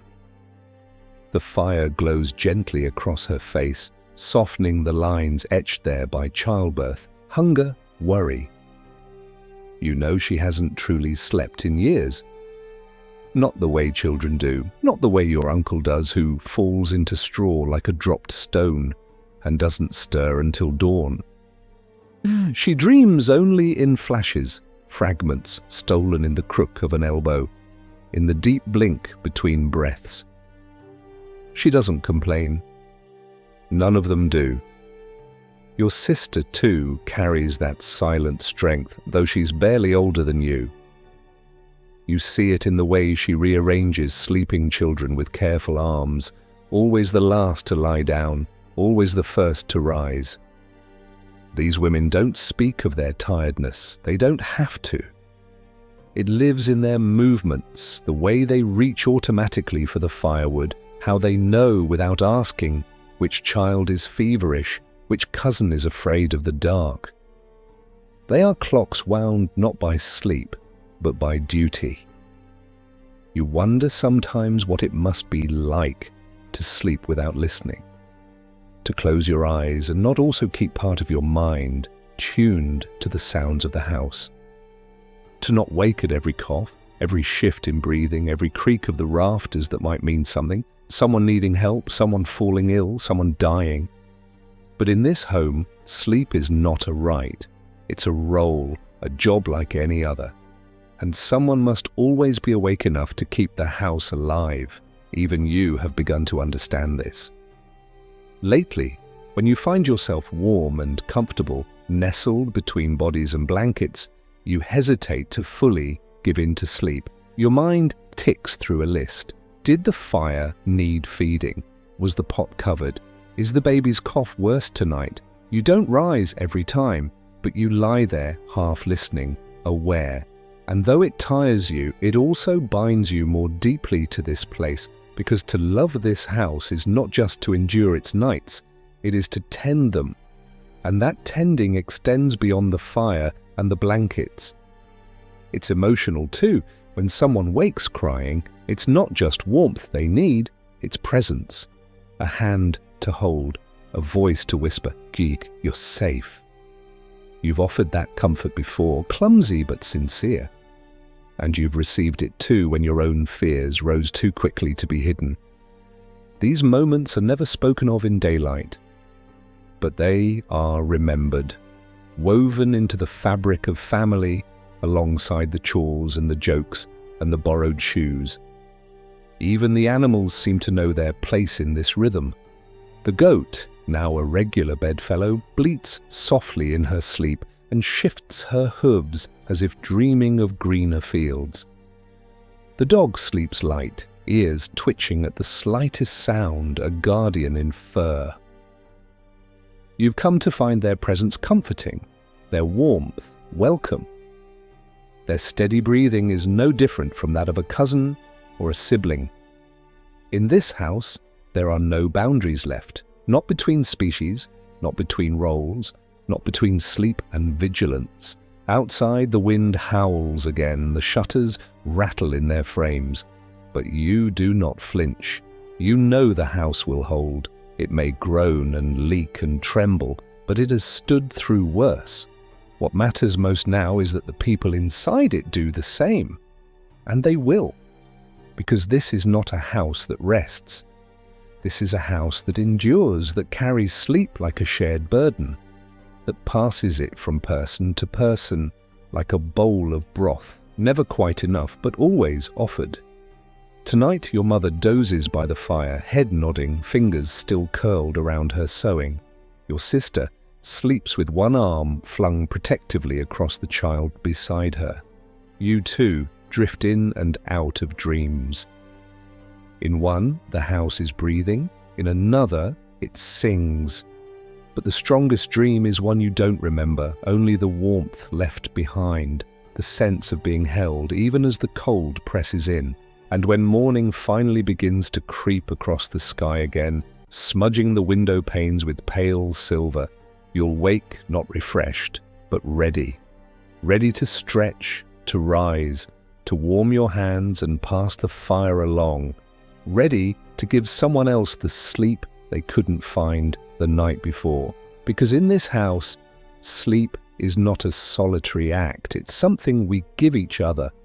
Quietly, constantly, the balance of sleep in your house, fragile as it may be, depends on a kind of mutual understanding, not just of space, but of rhythm, of proximity, of the small permissions you give each other in silence, the space to cough, to shift, to whisper your prayers without being questioned. Everyone knows where they belong when the night settles in. Even if the bedding rotates, or the straw shifts, or the blankets are thinner than last year's hopes, you each have a place in the choreography. So when a stranger comes, a traveller, a visiting cousin, a widow from the next village with nowhere to go, it unsettles more than just the bedding. You've seen it happen. Someone knocks late, soaked with rain, or shivering from wind, and the adults rise first, quietly, with the tension of people used to bad news. They open the door just wide enough to see, then wider when they recognize the shape, the voice, the need. The visitor is let in with murmurs and gestures, never much talk. There's no time for ceremony. The fire is stirred, a bowl is filled, a space is cleared. But whose space? That's the question no one asks aloud, yet everyone feels. The stranger, even if kin, must sleep somewhere. And in a room already filled to bursting, that means shifting the lines. Someone gives up their spot near the fire. Someone else finds themselves pressed too close to a sibling they've been feuding with all week. The children whisper complaints, quickly hushed. You too feel the ripple of disruption, not just in your body, which now must curl tighter, share more, breathe in someone else's scent, but in your sense of safety. The night was yours. Now it is shared differently. The guest, for their part, carries their own unease. You can see it in the way they settle themselves slowly, as if waiting for someone to say it's a mistake. They lie atop their own cloak, even when offered a blanket. They keep their boots on, ready to rise and leave at the first sign of trouble. Their eyes flick around the room in the dark, cataloguing faces, noting closeness, sensing the hierarchy of sleep. They understand they are the disruption, but hunger and cold make pride expendable. In the early moments of their stay, everything feels louder. The creak of the floor, the crunch of straw, even your own breathing. You wonder if they notice how little privacy you have, how easily the night strips away pretense. A house like this offers no masks. Within moments, the stranger will hear the intimate details of your family's sleep, the grunts, the murmurs, the sighs that speak of dreams and discomfort. You wonder what they think of it all. You wonder if they envy or pity the closeness. You wonder if they've ever slept among so many before. By morning, the house will have adjusted, mostly. The stranger will be folded into your routine like a wrinkle pressed into fabric. Someone will offer them the better portion of porridge. Someone else will quietly roll up the extra bedding as if it's always been there. The house forgets its resistance quickly. But you remember how easily the illusion of order shifted, how delicate your comfort truly is. You've also seen what happens when the stranger stays longer than expected. Sometimes a visit becomes a week becomes a season, then sleeping arrangements must be renegotiated more formally, a new place is carved out. The guest becomes not an interruption but a feature, and still the sense of rearrangement lingers. No one ever quite forgets that the house used to feel different, that the quiet corner near the hearth used to be yours, that your mother hums less now that her cousin sleeps beside her. Sometimes the disruption is welcome. A guest brings stories, laughter, a new way of folding a blanket or spicing the broth. Children marvel at someone who sleeps with their arms behind their head or hums a tune in their sleep. A visitor from the next village might describe houses with 2 rooms, an impossible luxury, or tell of sleeping on feathers instead of straw. You gather these details greedily, even if you pretend not to care. They're small windows into other worlds, and in winter, windows are precious. And yet, even joy brings change. The sleeping pattern shifts, new rhythms form, someone snores in a new pitch, someone else rises earlier, embarrassed to be seen drooling. The intimacy of sleep is reordered, and with it, the sense of home. Because that's what sleep means here. It's not just rest, it's trust. To sleep beside someone is to accept their sounds, their warmth, their scent, their unguarded self. To make room for a guest is not just to share food or fire, it's to accept a stranger into your dreams and theirs into your house's bones. When the guest finally departs, the house feels oddly hollow. You return to your spot, but it feels different now, less sacred perhaps, or more fragile. The straw smells faintly of someone else. The blanket is creased in unfamiliar ways. You lie down and stretch your legs, reclaiming the space, and realize you've grown used to being curled. You've adapted. And now adaptation must unwind itself. Still you're grateful, not for the discomfort, but for the reminder. The house may be cramped and cold, the bedding meager, the fire fickle, but it bends. It makes space.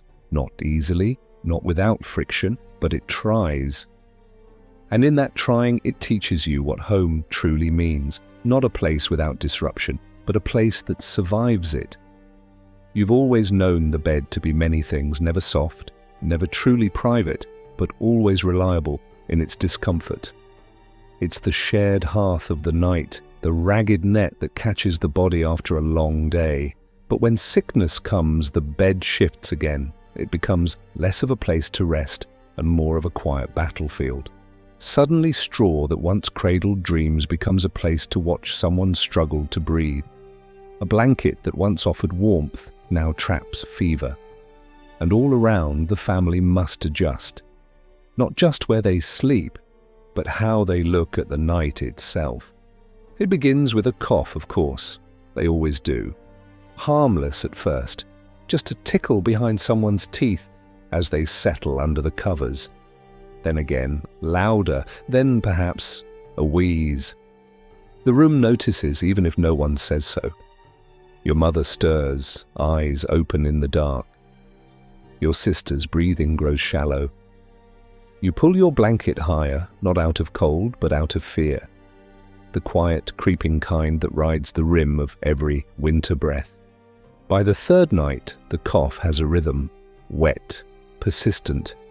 It breaks the silence at intervals you can now predict. Someone mutters a prayer. The child beside you stirs and whimpers in her sleep. The fire is stoked more often. You are told not to worry, that it's just a chill, that the old man always wheezes when the wind changes. But the way your aunt brings the herbal salve, the way your mother moves her bedding farther from his, the way your uncle steps out more often into the snow for fresh air, it all tells you the truth that words won't. And still, the sick sleep among you. There is no other choice. There is no spare room, no isolated cot, no curtain to draw for mercy. The same air is breathed, the same blankets shared. You try to keep your face turned away. You try not to share the wooden spoon. But how can you avoid closeness when the house itself is a womb of wood and smoke and bodies that press in tight just to feel less alone? Soon, the sick bed becomes a site of ritual. Someone brings a basin each morning, someone else wipes the brow. You gather herbs, yarrow, thyme, a bit of something bitter you can't name, and watch as they are crushed and boiled and fed in cautious sips. The coughing grows worse. Sleep for them becomes intermittent gasps, half dreams chased by pain. For you, it becomes a long vigil. You lie still, listening, counting the seconds between breaths. You think of saints, of plagues, of your grandfather who died one winter with his eyes open and no one to close them for hours. And yet even in this dread there is tenderness. No one asks the sick to suffer alone. You still curl beside them, even when it frightens you. Your mother still sings softly while cleaning the sores. Your cousin brushes the hair back from a sweating brow and tells the same joke he always does, just quieter now. You all become caretakers, unwilling perhaps, but unwavering, because in a house like this, to sleep near someone is to promise them something, even if that promise is only to witness them through the night. But not all survive. Sometimes the bed becomes the last place someone lies. And then it changes again. The straw is removed, burned if possible. The blanket is soaked and scoured, though nothing can really cleanse it. The corner feels haunted for weeks. People avoid sitting there even if they pretend not to. The child who once slept closest to the fire now curls elsewhere. You find yourself walking around that space, even when it's empty. And in the quietest hours, when you're alone near the embers and the house is asleep, you feel a weight there that isn't yours. Grief is strange in a house so full. There is no space for it to echo. It must tuck itself into daily routine, into the way porridge is stirred with less joy, into the way someone's name stops being spoken aloud. You learn to carry it silently, to sleep with it pressed between two others, unspoken and heavy. No time is given for mourning, not truly. The roof still leaks, the goat still bleats, the snow still needs to be cleared, but the rhythm of the house stumbles just enough that you notice, and when someone else falls ill, there is no pretense of calm. Eyes narrow, voices lower, everyone remembers too vividly. Yet still, the bed is made, the corner prepared, the warmth offered. No one sleeps elsewhere, no one leaves, fear does not override duty, the sick are not cast out, they are held closer. You all know what it means to share breath with danger, but you do it anyway, because in this place life is never separate from death and sleep is never separate from witness. Eventually healing comes or it doesn't, but either way the bed survives, it outlives those who lie in it, it holds their shape for a while, their scent, their weight, and then slowly it accepts someone else. A younger cousin, a guest, a newborn, the straw is replaced. The blanket mended, and life, stubborn and small, presses in again. And when you lie there weeks later and feel the silence settle in the room like snow, you remember who slept before you, who didn't rise, and who stayed awake through the worst of it, holding a bowl and a breath and a prayer. Sleep never forgets in a house like this. Neither do you. At first, you don't notice the change. Spring doesn't return with the drama of winter's arrival. It creeps in gently, unsure of its welcome. A morning passes when the bucket outside isn't crusted with ice. A sliver of blue appears between clouds that have long hung like wool over the village. The goat begins bleating earlier, her voice sharper, less sluggish, and inside the house the bedding shifts again, not because it must, but because it can. There's a loosening in the air, a subtle exhale, as if the house itself dares to believe it survived another round. You wake one morning and realize your nose isn't frozen, that the breath on your cheek belongs to someone still dreaming, not coughing, that your knees aren't drawn up to your chest in that tight, protective curl you've known for months. You stretch. You haven't done that in weeks. It feels dangerous, luxurious. The blankets fall away slightly, not cast off, not yet, but gently peeled back, like the edge of fear itself. And the straw beneath you doesn't feel quite so damp. You dare to imagine it might someday be aired out, properly. Someday, soon. The fire is still tended, but no longer hoarded like a secret. You let it die down during the night and no one freezes. The dog starts sleeping near the door again, half out of habit, half from instinct. You find yourself opening the shutters for longer in the morning, letting in a light that doesn't scold but greets. Dust dances in the beam, and for once, you don't curse its presence. It looks like proof that there is air again, and life, and movement beyond the claustrophobic hush of deep winter. With the warmth comes a kind of rearrangement, not just of blankets, but of moods. People linger longer by the fire in the evening, not just for heat, but for talk. Laughter returns, first in hiccups and fragments, then fuller. You hear your aunt teasing your uncle again, calling him a snoring bear. You hear your brother trying to sing. You hear your cousin, the one who never speaks above a whisper, telling a story so ridiculous the children fall over themselves laughing.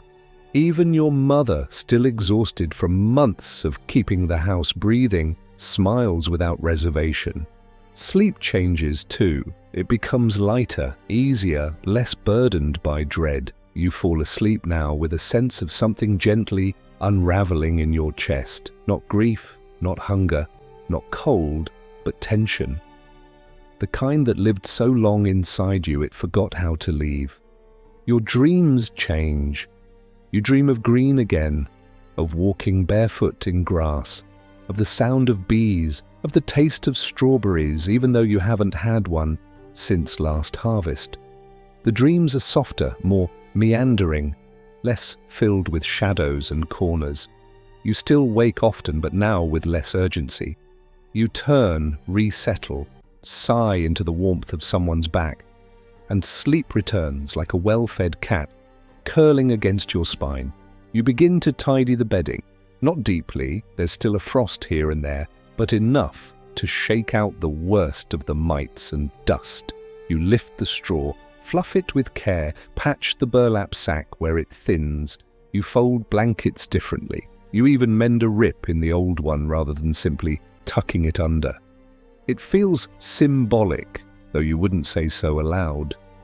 There's a sense that the bed, your shared, cursed, beloved bed, is not just a pit of necessity anymore. It's slowly becoming a place again. A place of choosing, not just enduring. And though the night is still crowded, still filled with the same familiar chorus of breaths and shifts and snores, it feels less oppressive now. You don't resent the weight of another's arm across your back. You welcome it.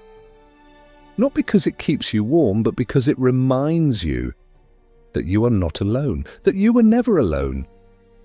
Even in the bleakest months, even when the coughs came like drums and the walls pressed in like stone, you had this, the shared sleep, the pile of bodies, the tangled limbs, the dreams passed like torches in the dark. Now, with spring's approach, even that closeness feels like a blessing. You no longer dread the brush of another's heel against your calf. You no longer stiffen when someone rolls closer. These small trespasses of sleep become gestures of trust again. You remember why people have always slept this way, why your ancestors did, why, in this house, sleep is not a solitary thing, but a gathering, a vigil, a nest. You begin to speak of plans again, not grand ones, no one dares that yet, but small, tender ideas. Someone suggests new thatch, someone else mentions extra straw. Your mother wonders aloud if the bedding might be dried in the sun once it warms enough.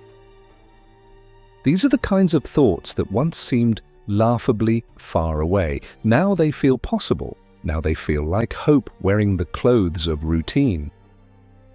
And as you lie down again one night, a little less tightly curled, with a window slightly ajar and the fire just aglow, you feel a change, not just in the room, but in yourself. You feel the tension unwinding, slowly, carefully.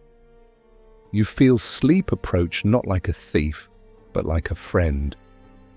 You press your face into the scratchy blanket, still marked by months of use, and you sigh. Not with resignation, but relief. Spring is not fully here, but it's close enough to smell. And the bed, which held your body through winter's worst, now holds your exhale like a lullaby. Spring continues its slow arrival, warming the corners of the house that once seemed immune to light. The windows breathe easier now, their slits opened a little wider with each passing day, letting in a breeze that smells faintly of thawing earth and wood smoke. It isn't much, not yet, but enough to change the tone of everything, enough to soften the faces of your family as they settle into bed each night, no longer braced for frostbite or plague, but simply ready for rest. And rest, finally, begins to resemble peace more than surrender.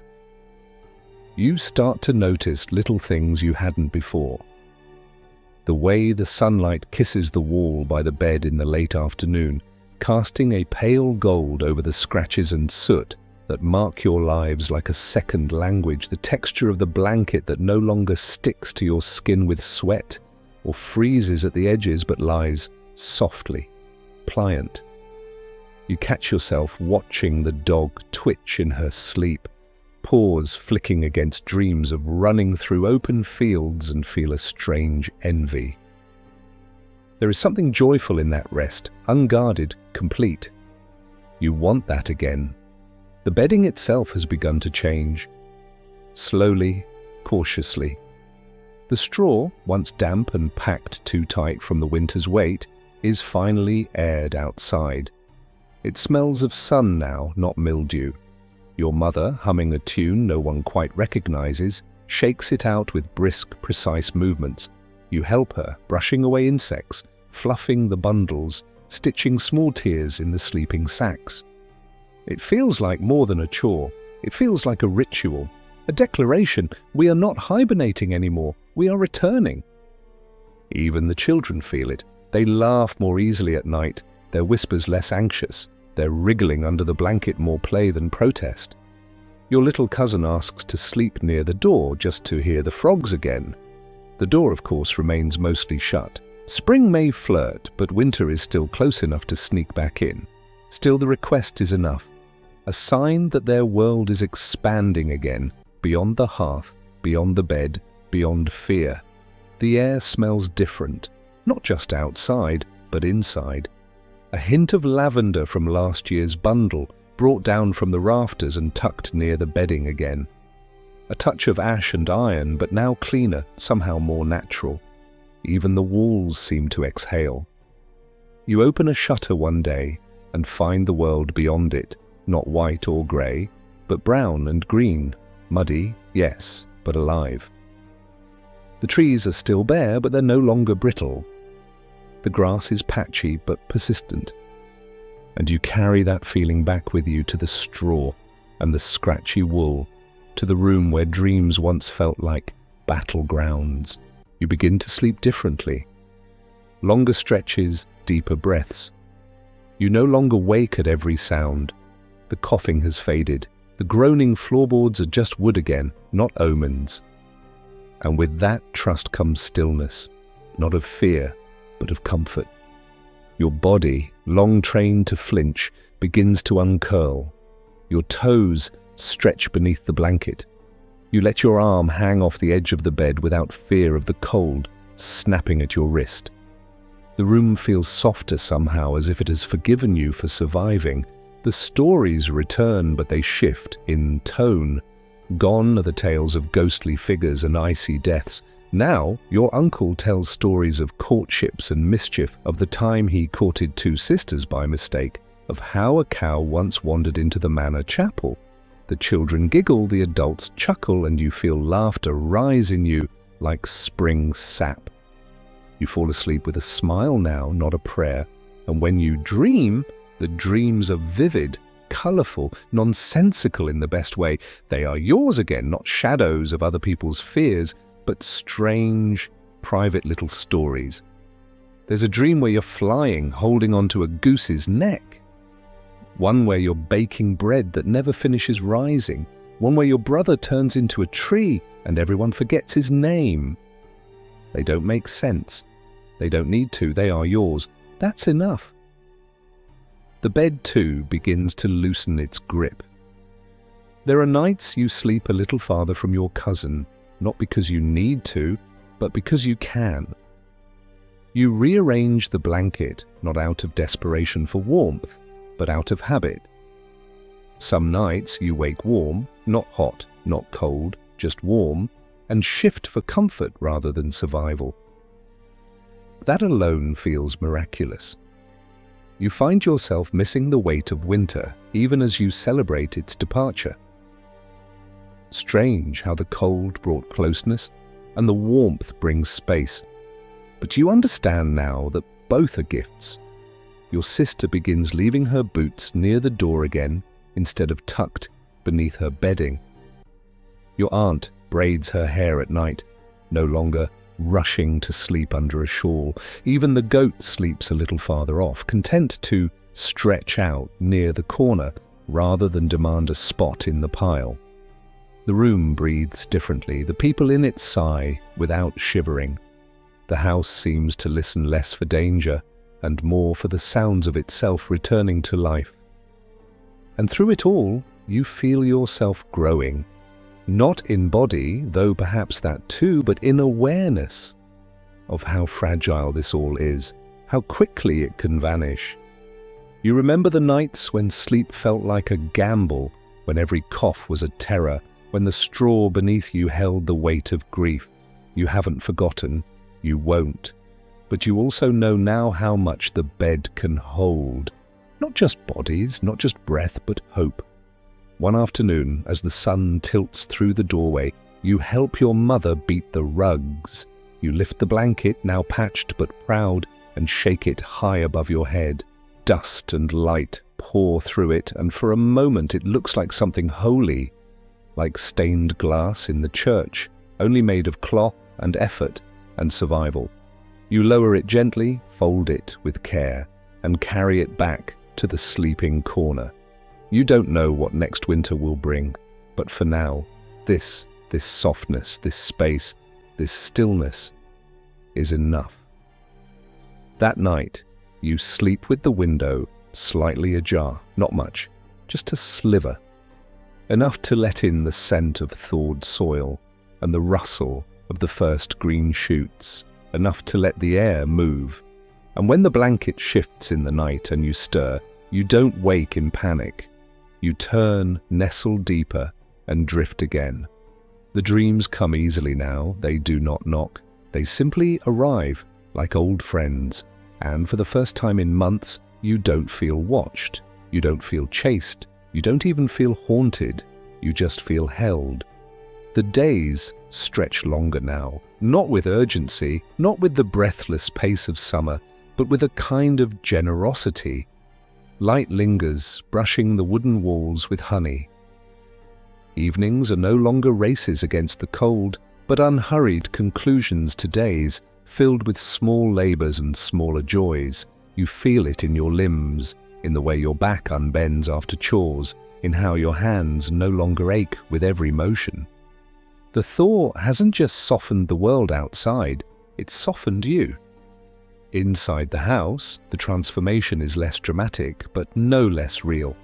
The rhythm of sleep, once shaped by cold and survival, now carries a different cadence. It becomes a thing of choice again. People linger a little longer by the fire before turning in. Someone sings softly while winding wool. Another braids hair with no need for haste. You don't remember the last time the room felt this unhurried. Maybe last year. Maybe never. The air no longer presses. It drifts. There are new sounds in the night now, not wind clawing at the thatch or the dry rattle of a chest struggling to breathe, but the soft hoot of an owl, the distant drip of melting ice, the creak of wood that stretches rather than strains. You fall asleep to these sounds and wake with them still echoing behind your eyes. They are not sharp or alarming. They don't demand anything. They simply accompany you, as gentle and unobtrusive as a lullaby hummed by someone who no longer fears waking the house. You've started sleeping with your face uncovered. Such a small thing, but monumental. It means the air doesn't sting. It means you're no longer curling against a wall, seeking pockets of warmth in cloth and flesh. You sleep on your back some nights, arms outstretched, trusting the house, the bed, the world not to bite. You roll in your sleep. You dream deeply. And when you wake, you don't leap. You rise. The space around the bed, once cluttered with wood scraps, patched cloaks and bowls for the sick, is tidied now. Not spotless, nothing in your home ever is, but considered. The rags have been washed, the corners swept. Someone hung dried mint near the lintel, and it fills the night with a smell you can almost taste. You lie there sometimes with your eyes open, not frightened, not worried, just listening to your family breathing, to the sound of a world that for the first time in many moons does not seem to be ending. Even the sleep talk has changed. You've grown used to the murmur of dreams spoken aloud, but now they're different, less urgent, more absurd. Your cousin mutters about geese that wear shoes. Your uncle, once prone to shouts and cries, now simply sighs, his brow soft in the moonlight. You smile at these sounds, even as they stir you. They are proof of healing, not just of bodies, but of minds. Rituals have returned. Not forced ones, but inherited rhythms that settle back into the bones like remembered prayers. Your mother lays out the bedding with more care now, smoothing the folds, tucking in the edges. Your sister fluffs the straw, not from necessity, but for comfort. You light a candle by the bed, not for warmth, but for peace. Its flame flickers gently, casting long shadows that no longer resemble monsters. You watch it until your eyes grow heavy, then pinch it out with a whisper of thanks. There is a kind of reverence now in the way you all sleep, as if acknowledging what it meant to have survived the months when sleep was not a promise, but a risk. You don't take it for granted. You don't rush toward it or away from it. You meet it like a friend you thought you'd lost. And when it holds you, you don't resist. The youngest children no longer cry at night, not because they aren't afraid. Some fears outlast the season, but because they are held before the tears can fall. Your aunt wakes before they stir, wraps her arm around their trembling shoulders, hums a tune that came from her mother's mother, something about the stars above the barn. You hear it sometimes through the dark and feel soothed by it too. even though it wasn't meant for you. That's how things are now. The comforts given to one ripple outward. The goat sleeps at the threshold now, a soft, snoring guardian. The dog takes up her spot beside the fireplace, one ear always twitching, but no longer alert with tension. She sleeps deeply. You envy her for it. Not because your own sleep is lacking, but because she looks so unbothered, so entirely at ease in her role and her place. You wonder what she dreams of. Fields, perhaps, chasing chickens she's not allowed to catch. The house quiet, the people whole. Sometimes you rise before the others, just to feel the morning when it's still untouched. You tiptoe across the cool floorboards, pull the shutter wide, and look out at the dew-drenched yard. It always surprises you how alive it looks. After months of white and grey and brown, the green feels excessive, joyous, like the world is showing off. You breathe it in, carry it back to the room, and settle beneath the blanket again, warmed not just by the bed, but by what waits outside it. And when your family stirs, when the room slowly fills with voices and yawns and stretchings, it feels less like the end of rest and more like the continuation of something sacred. The line between sleep and waking has softened, as the line between winter and spring now does. One folds into the other. There is no alarm, no abruptness, just one breath leading into the next. You don't fear the return of cold, not yet. That worry can wait. For now, the bed feels like a place you've earned, not just survived in, but shaped. It holds the echo of your laughter now, your stories, your healing. It no longer smells of desperation. It smells of time and old wool, and the memory of fires that burned just long enough. There's a conversation by the fire one evening about next winter, about whether the roof will need patching, whether the straw will last, whether more blankets might be traded for. No one speaks with dread. It's practical, measured. You nod along, not because you want to think of cold again, but because you know now you can face it together. You've learned its weight, its rhythm. You've learned how to breathe through it, sleep through it, dream despite it. That night, your little brother tugs your sleeve before sleep and asks, "Do you think next winter will be better?" You don't answer right away. You touch his forehead, sweep his hair back, and think of the bed, the house, the breathing room that held you all through it. You think of the silence, the fear, the warmth, the laughter. You think of what you've become because of it. "Yes," you whisper, "because we will be." He smiles in the dark, closes his eyes and sighs, and soon, so do you. The candle flickers one last time before going out. The night holds its breath. Then, like always, it lets it go. The house is quieter now, not because there are fewer voices or fewer feet pounding the floor, but because the silence between things has changed. It's no longer filled with waiting or worry or the pulse of something withheld. It's simply silence. The kind that settles like dust on a well-swept shelf, undisturbed and earned. You notice it most at night, not in the stillness after the fire dies, but in the lull that comes before sleep, when everyone is finished with their duties, when laughter has quieted, when the final piece of bread has been shared, and the only sound is the hush of blankets pulled close. The room is full, as always, but it no longer feels cramped. It feels held. And in that holding, you find something that feels like belonging. The straw is softer now, not because it's newer, but because you've learned how to lie in it. Your body no longer fights it. Your shoulders find the dip that fits them. Your hip rolls into the groove, shaped by nights of settling and resettling. The blanket scratches less, or maybe you've stopped noticing. Even the cold spots that once bit at your toes now feel familiar, like the cool edge of a pillow before it warms to your skin. Everything that once chafed now cradles. You no longer fear the dark either. It used to crawl over the walls like something with teeth, making shapes of every shadow, swallowing corners of the room that felt too far from the fire. Now the dark feels thick and soft. It has depth, not menace.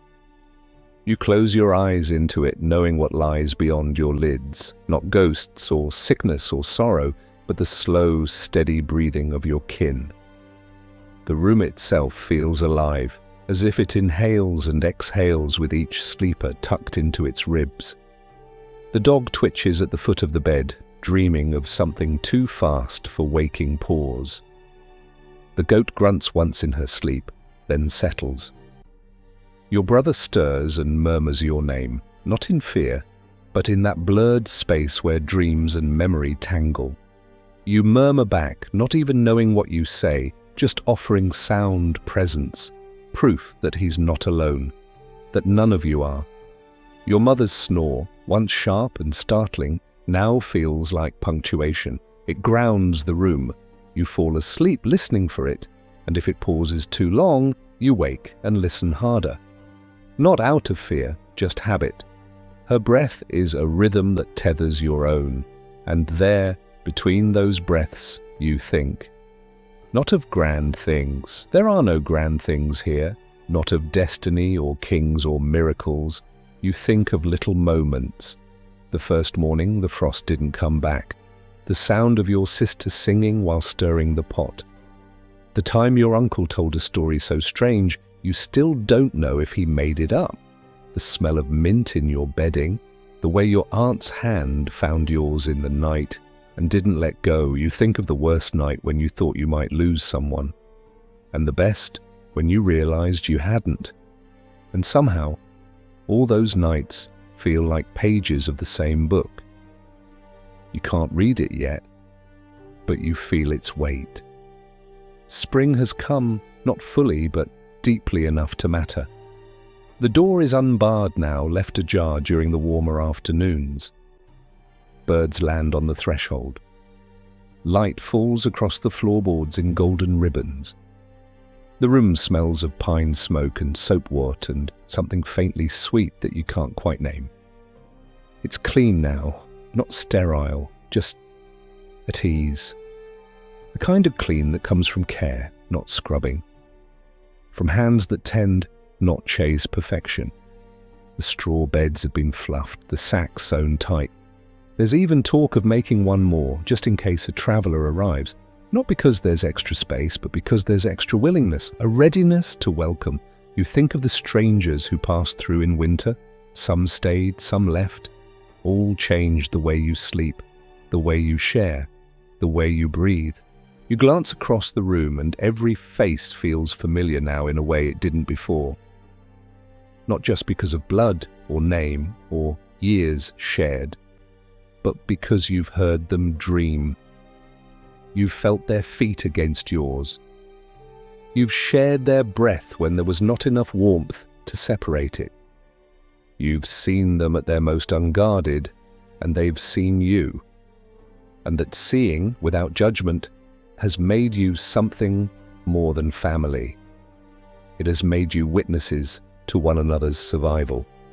The fire burns low, the room sighs. Someone lets out a sleepy laugh. It echoes once, then folds into the quiet. And still, the house holds. You lie down again, your head on the same scratchy sack you've slept on all season, and let your eyes drift shut. You don't need a story tonight. You don't need a prayer. You only need this. The shape of the bed beneath you, the warmth beside you, the hush that says you're safe.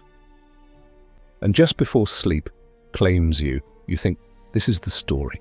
Not the straw or the cold or the lice, not even the fear, but the sharing of it, the sleeping together when sleep was hard, the staying when leaving would have been easier, the breathing when breath was in short supply. This is what makes it a home. Not the walls, not the roof, but the people who dreamed within it. And so with that thought resting gently behind your eyes, you fall asleep. And for once, you do not wake before morning. Not because you're too tired, but because at last you're rested.